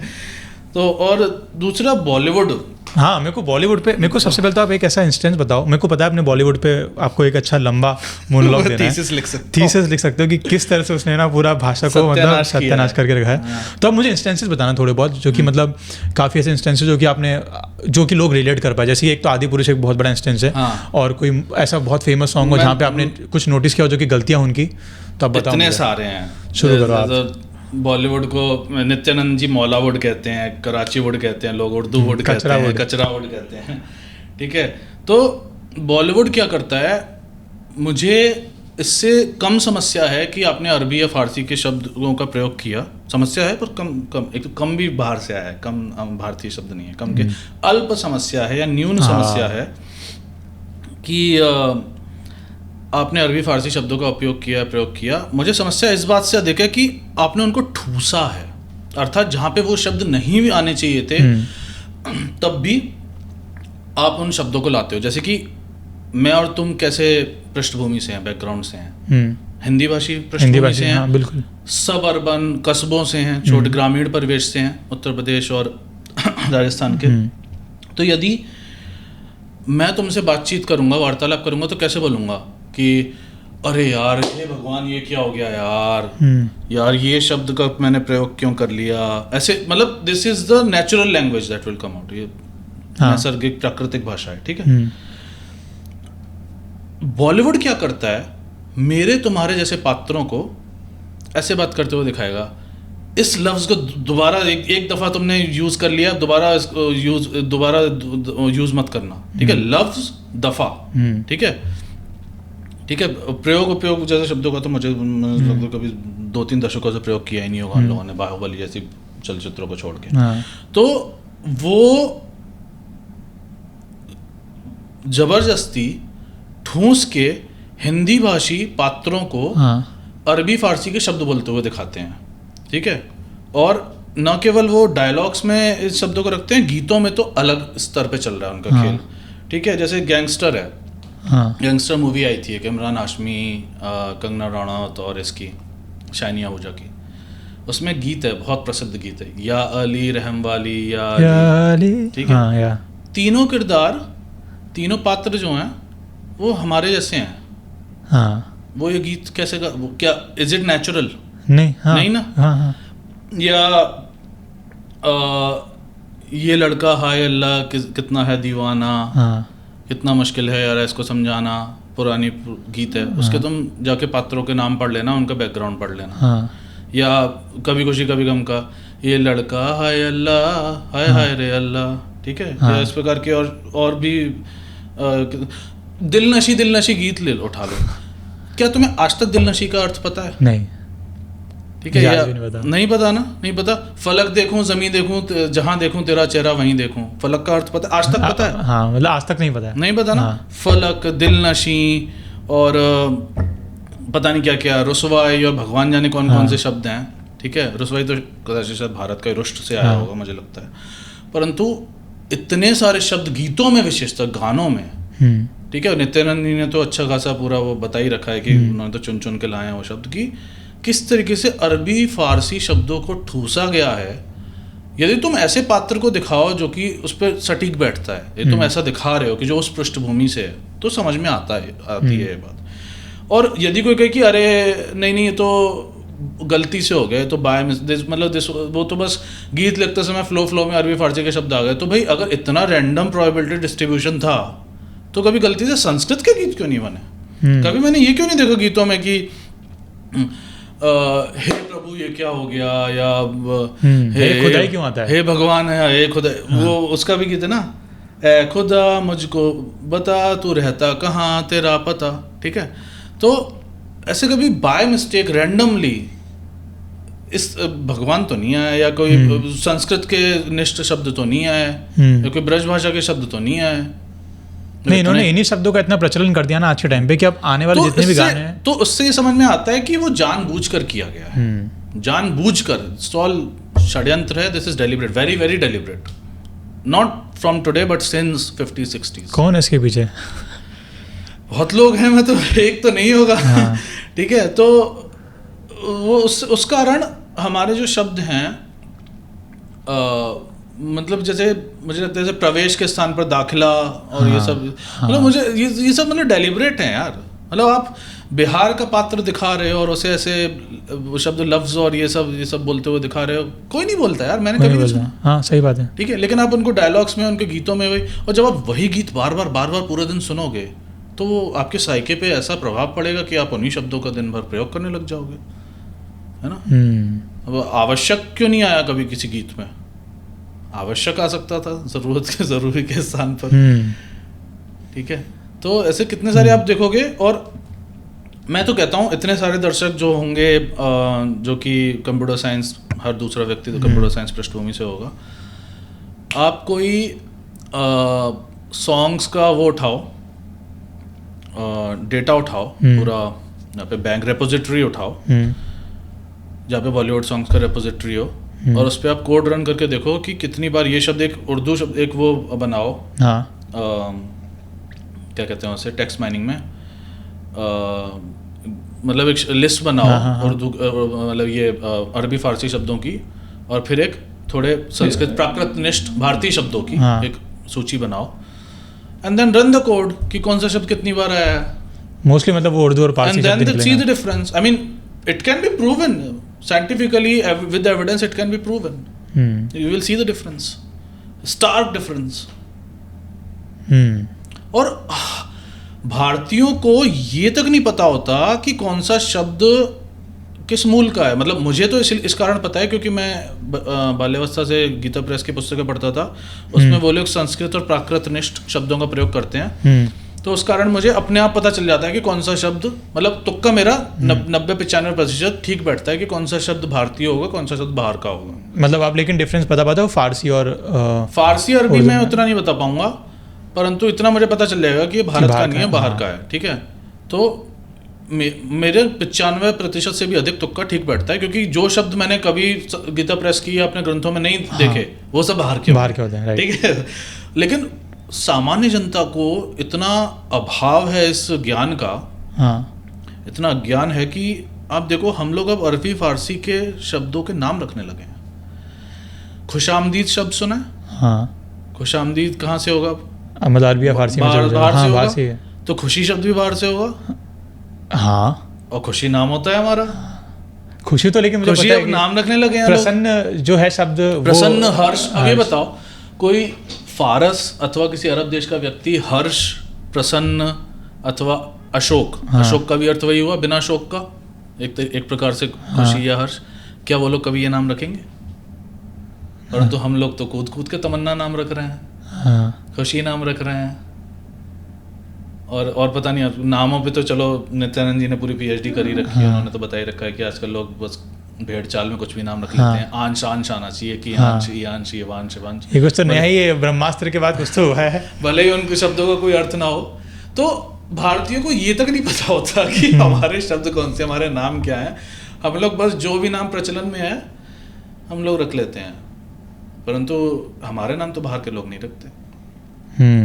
इनफैक्ट पेट्स के तो मैं नाम देखता हूँ कि 99% लोग अंग्रेजी नाम ही रख रहे हैं आजकल। पेट्स के उनको तो भारतीय नाम देखते। मैं तो भारतीय नाम देखा भी नहीं किसी पेट का भी। हमारे गांव में तो हमेशा से शेरू, टिन्नू, मजली, जो हमारे घर पे 4 संतानें दी थी, उसको श्वान ने, कुक्कुर ने, कुत्ता, तो हमने बीच वाली का नाम मंजली रखा था, क्योंकि मंजली का अर्थ होता है बीच वाला।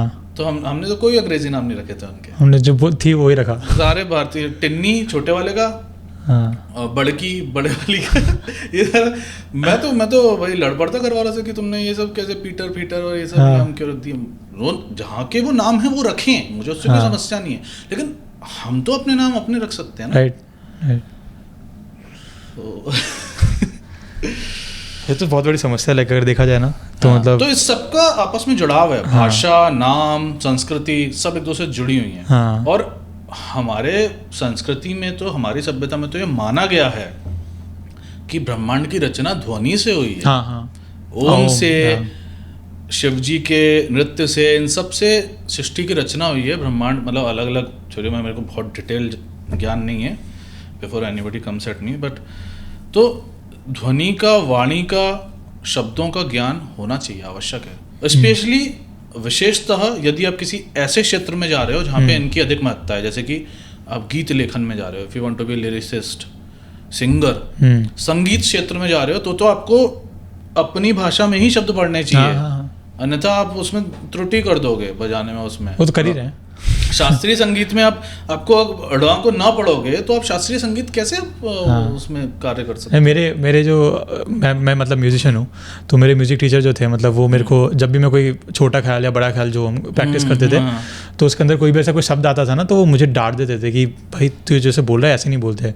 अब मैं बोल रहा हूँ गम, तो हमको बोलते हैं गम बोल, गम गम गम, तो अब मैं गम बोल रहा हूँ, तो अब तो मैं मतलब बहुत ध्यान रखता हूँ, जैसे ख्वाहिश हो गया तो ख्वाहिश, खुशी, तो वो ये सब मैं सीखा। बॉलीवुड में गम के स्थान पर कभी दुख, कितनी बार दुख सुना होगा गीत में। खुशी के स्थान पर हर्ष, प्रसन्नता, किसी ख्वाहिश के स्थान पर इच्छा कितनी बार सुना होगा। नहीं सर, आते ही है। ऐसे कैसे हो सकता है? अगर इतना रैंडम प्रोबेबिलिटी डिस्ट्रीब्यूशन है, then both the side should come. गजल हो सकता है ना, गजल की तरफ से भी आया हुआ था, क्योंकि गजलों का प्रचलन बहुत था, गजल बहुत ज़्यादा सुनी जाती थी। यार गजल अलग मतलब वस्तु है, और बॉलीवुड के गीतकार तो मतलब उन्हें तो पकड़ होनी चाहिए हर भाषा पे। तो यदि वे गीत लिख रहे हैं तो एक बार ख्वाहिश डाल दिया तो एक बार इच्छा डाल दिया, है ना, एक बार गम डाल दिया तो एक बार दुख डाल दिया, है ना। तो कुछ तो ऐसा होना चाहिए ना कि कभी कभी भारतीय शब्द भी हैं, उतनी बारियां हैं, मतलब थोड़ा बहुत अंतर होता तो भी मैं समझता हूँ। बहुत अंतर है भाई, बहुत अंतर है, क्योंकि ये जो मैंने बात बोली है ना कोडिंग वाली, ये मैं कर चुका हूँ। मैंने कोड करके निकाल रखे हैं कि कितनी बार कौन सा इंस्टेंस आया है। और उससे मेरे को याद आया, स्मरण आया कि मैं पुस्तक लिख रहा हूँ। हाँ, अच्छा, किस पे? इन्हीं भारतीय भाषाओं के संरक्षण पे, तो हिंदी, इंग्लिश, अंग्रेजी दोनों में लिख रहा हूँ। कब आ रही है बाहर? PhD के पश्चात ही आएगी, अभी तो समय नहीं है बिल्कुल, बहुत समय हाँ। की बहुत घटोतरी एक है, न्यूनता है, हाँ, अल्पता है। तो इंग्लिश में द मॉरिबंड भारतीय languages, the death of a civilization. Moribund means on the verge of death, on the verge of extinction.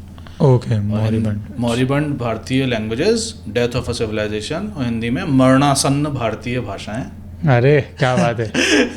और मैं प्रयास करूंगा कि यू कैन जज this book by this cover.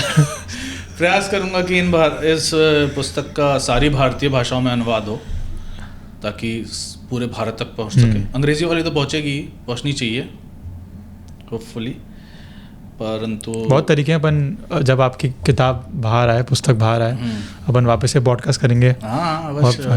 किताब ये सब भी तुर्की में भी, उधर इंडोनेशिया भाषा तक, क्योंकि वो सारी भाषाओं का प्रभाव। हाँ, अच्छा, ये हिंदी शब्द नहीं है मुझे लगता। नहीं, ये बाहर से आया है। किताब तुर्की में है, और मुझे इंडोनेशिया भाषा में बहुत सारे अरबी फारसी के शब्द तो मिलते ही हैं, भारतीय भाषाओं के भी मिलते हैं। जैसे कि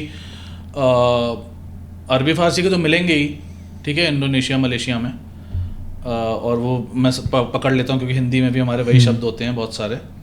और जैसे बुद्धू कहते हैं हम, तो वो लोग भी बुद्धू कहते हैं। कौन? इंडोनेशिया वाले। हाँ, क्योंकि सेम मतलब है, क्योंकि उससे पूर्व तो हमारी संस्कृति थी ना वहाँ पर। हाँ। इससे पता चलता है कि जब आप महाशक्ति बन रहे हो, जैसे कि यूएस, अब ब्रिटेन ने अंग्रेजी को कैसे फैलाया, because it was the biggest power at invasion करते करते, ठीक है। तो जिसकी लाठी उसकी भैंस, जो सबसे प्रसिद्ध है और सबसे शक्तिशाली है, उसकी संस्कृति का विस्तार होगा, प्रचार प्रसार होगा। यूएस ने अंग्रेजी के लिए किया, ठीक है।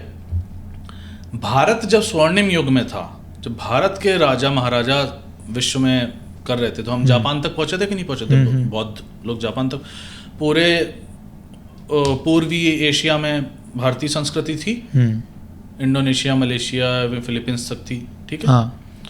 तो हमारी भाषाएं, हमारी संस्कृति का वहाँ पे अभी भी अवशेष इतने सारे मिलते हैं। अभी विश्व का सबसे बड़ा मंदिर तो कंबोडिया में है ना। तो जब अब भारत महाशक्ति बन रहा है, पुनः हम अपने स्वर्णिम युग की ओर बढ़ रहे हैं, उसमें प्रवेश कर चुके हैं, तो क्या है, हमारा कर्तव्य नहीं बनता कि हम पुनः अपनी संस्कृति का, अपनी भाषाओं का, अपनी सभ्यता का प्रचार प्रसार करें, लोगों को उसकी सुंदरता दिखाएं। तो हमें, मुझे लगता है होगा ये समय के साथ, जिस तरह से अपन नहीं तो पहले हम लोग को अपने अंदर, हाँ, मतलब मेरे को लगता है कि जो इंसान अपने लाइफ के अंदर ऐसा होता है ना कि मुझे कुछ बड़ा करना है, वही इंसान होता है जो कि मतलब अपने आसपास की चीज़ों की परवाह ज़्यादा कर पाता है। और मैं इसलिए, मतलब मैं तो काफ़ी ज़्यादा हिंदी भाषा की मतलब बहुत परवाह करता हूँ। Like you, everybody should take pride there, every भारतीय should take pride in their culture, in their languages. और तब जब हम पहले अपने अंदर परिवर्तन लाएंगे, तब हम दूसरों को तक ये प्राइड मुझे तब आया जब मेरी अंग्रेजी बहुत अच्छी हो गई। लाइक मेरी इतनी अच्छी अंग्रेजी हो गई कि मुझे कोई डर नहीं लगा। मुझे एक अंग्रेज ने बोला है कि भाई तेरी अंग्रेजी मेरे से अच्छी है, तो मुझे तब मुझे हिंदी पे प्राउड फील हुआ। लेकिन वो जो डर है ना, वो डर लोगों में से निकालना पड़ेगा, और वो डर तभी निकालेंगे, मतलब जो यूसेज ऑफ हिंदी है ना, जब वो रहेगा, क्योंकि सारी भारतीय भाषाओं का, क्योंकि वो सामने वाला सोचेगा, बोलने वाला कि मैं सीख तो लूंगा, चल तू बोल रहा है कि मैं प्राइड फील करूं, लेकिन काम कहाँ है ये मेरे को, क्योंकि मुझे बात तो लोगों से करनी है बाहर समाज में तो सब इंग्लिश बोल रहे हैं, और अगर समाज में सब इंग्लिश बोल रहे हैं तो मैं हिंदी बोल के करूँगा क्या? तो वो बेचारा उस डिलेमा में पड़ा रहता है। तो उसको वो बताना पड़ेगा उन लोगों को कि भाई हिंदी का यूसेज है, तुम हिंदी में बात करो, लोगों से मिलो, और उसके ऊपर प्राइड फील करो, और मैं कह रहा हूँ अपनी हिंदी को और बेटर बनाओ। इसलिए वही नहीं, अपनी भाषाओं, पहले हमें अपनी भाषाओं में अपना साहित्य पढ़ना। जैसे कि मैं धार्मिक पुस्तकें जो पढ़ता हूँ, और मेरा ऐसा इतना बड़ा सर्कल है जो कि धार्मिक पुस्तकें इत्यादि पढ़ते हैं, लगभग सभी अंग्रेजी में पढ़ते हैं आजकल। यद्यपि वे इंडियन अमेरिकन की तो मैं बात ही नहीं कर रहा हूँ, तो भारत में भी लोग जब पढ़ने लगे ना, वो सब अंग्रेजी में ही पढ़ने लगे हैं, ठीक है। और मैं तो इतना आदी हूँ हिंदी में ही पढ़ने का कि मुझे तो जब पहली बार मैंने चरण कमल को लोटस फीट पढ़ा था, और मुझे इतनी अजीब, मुझे इतनी विचित्र सी अनुभूति हुई थी। और कृष्ण विभूति को मैंने ट्रांसेंडेंटल गॉड हेड इसको की पुस्तकों में सब, तो मुझे तो मतलब I was not feeling comfortable, I was repelled by that. तो मतलब अंग्रेजी वालों के लिए मैं नो अपमान to those books, but just saying कि अंग्रेजी भाषी पढ़ें उन पुस्तकों को अंग्रेजी में, लेकिन परंतु भारतीयों को तो अपनी पुस्तकें, विशेषतः धार्मिक पुस्तकें, वो तो हिंदी में पढ़नी, वो तो हिंदी अपनी भाषा में पढ़नी चाहिए। हाँ हाँ, मराठी में पढ़ो, कन्नड़ा में पढ़ो, बांग्ला में पढ़ो, अपनी भाषा में पढ़ो, क्योंकि वहाँ से आप जुड़े रहोगे भाषा से। और उन पुस्तकों में क्लिष्ट भाषा का प्रयोग होता है, शुद्ध मराठी, शुद्ध बांग्ला, शुद्ध कन्नड़ा का प्रयोग होगा, उसमें कोई दूषित, वो तो एफर्ट को डालना चाहता नहीं, प्रॉब्लम वही हो जाती है। डालना चाहिए एक्चुअली। हाँ, मतलब एटलीस्ट अपनी पुस्तकें तो अपनी मतलब भाषा में पढ़नी चाहिए, और अपना साहित्य भी उठाना चाहिए अपनी भाषा का, इतना अच्छा साहित्य है। ठीक है, अच्छा है, मतलब मेरे को लग रहा है अपन ने मिलके एक अच्छा संदेश दिया है लोगों तक पहुंच जाइए। और मेरे को लग रहा है कि अगर आपका जो भी, मैं जो ट्विटर, यूट्यूब और इंस्टाग्राम का लिंक है डिस्क्रिप्शन में डाल दूंगा, लोग फॉलो कर सकते हैं आपको।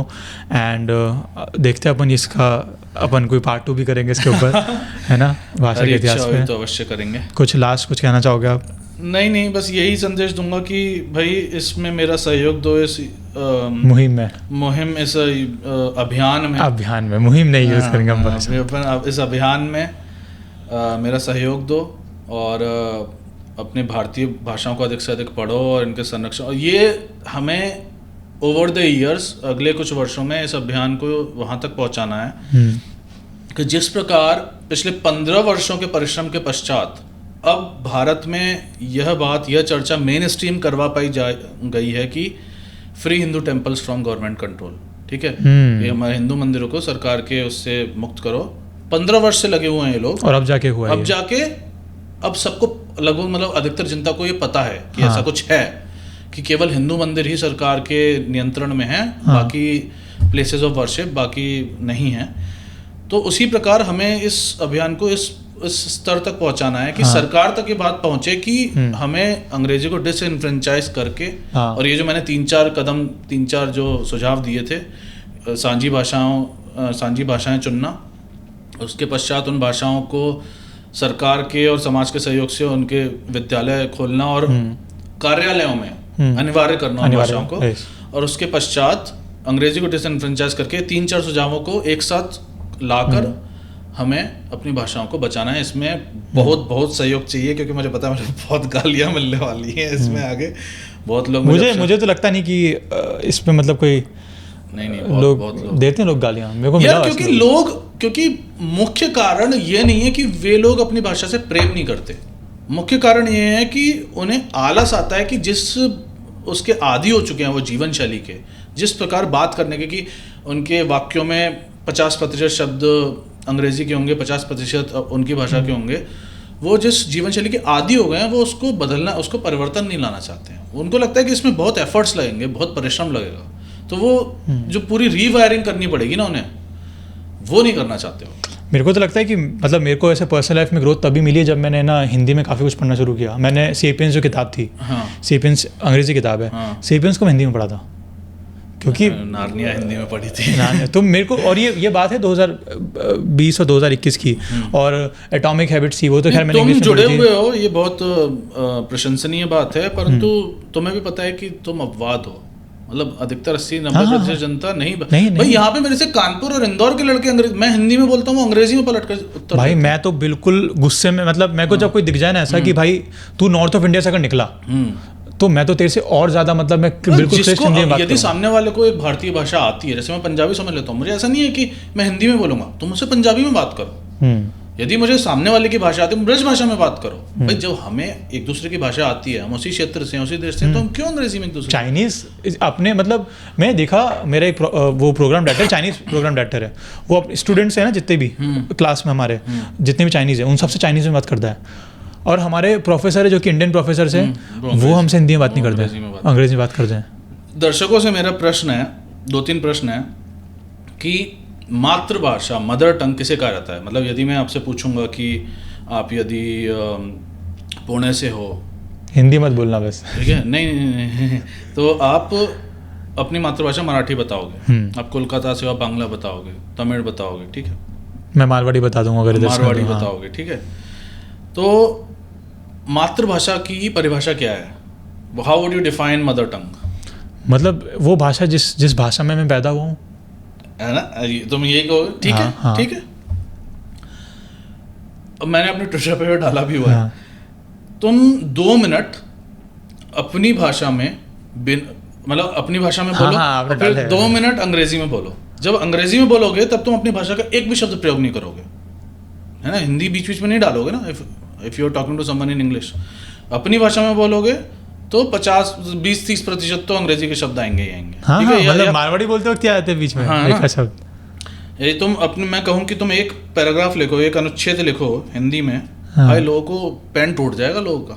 हाँ, लोग एक तो हर शब्द पे अटकेंगे, उसके पश्चात उनकी आधी वर्तनियाँ, आधी स्पेलिंग्स त्रुटिपूर्ण होंगी, ठीक है। उन्हें सोचने में इतना समय लगेगा, वो 5 मिनट में कदाचित 2-3 वाक्य ही लिख पाएँ। यदि मैं कह दूं कि बिना अंग्रेजी के शब्दों का प्रयोग किए वो हिंदी में, मराठी में, बांग्ला में लिख के देखो, नहीं लिख पाएंगे, ठीक है। और यदि मैं कहूँगा कि 5 मिनट अंग्रेजी में लिखो, धारा प्रवाह फर्राटेदार, एकदम लिखेंगे फ्लुएंट।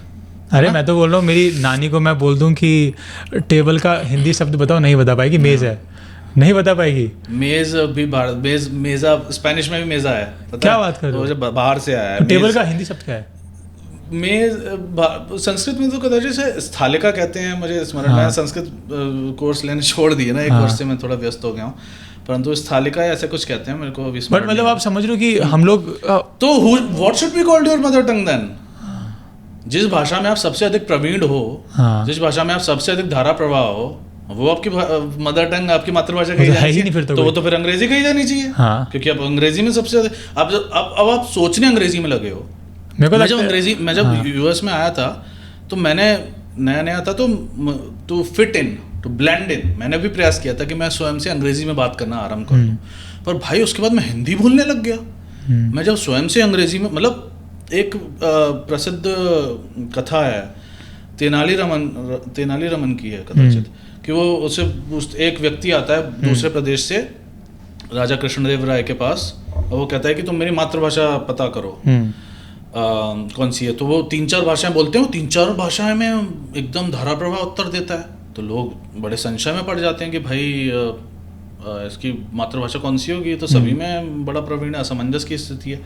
तो तेनालीरामन क्या करते हैं, रात में जाते हैं और जब वो सो रहे होते हैं ना, एकदम से जगाते हैं, तो जगते ही मुंह से कौन सी भाषा निकलेगी, तो वो कहते हैं यही मातृभाषा होगी तुम्हारी। इंटरेस्टिंग। हाँ एक्चुअली है ना, यही होगा। तो ये तुम्हारी माँ मेरे मुंह से भी हिंदी में गाली निकलेगी। हाँ, मैं तो हिंदी ही निकलेगी, अंग्रेजी तो नहीं निकलेगी, मेरे से तो नहीं निकलेगी। तो यदि तुम इतने अभ्यस्त हो गए हो कि तुम अब अंग्रेजी निकलती है तुम्हारे मुख से, अंग्रेजी में सोचते हो, अंग्रेजी में स्वयं से बात करते हो, तो भाई फिर अपनी मातृभाषा तुम बांग्ला, तमिल, कन्नड़ा मत बोलना, अंग्रेजी बोलना, if that is what you want. सही है। वैसे सवाल ऑडियंस खेलता, अपन ने आंसर कर दिया, बट ठीक है, चलो अपन इसको यहीं पे ख़त्म करते हैं, है ना। थैंक यू सो मच भाई आने के लिए। मतलब मेरा तो बहुत मुझे निमंत्रण देने के लिए। आज तक का सबसे बेस्ट पॉडकास्ट निकला ये, मतलब सही बता रहा हूँ मैं। देखते हैं, ठीक है, कैसे लोगों को कैसा लगता है। चलो थैंक यू सो मच, धन्यवाद।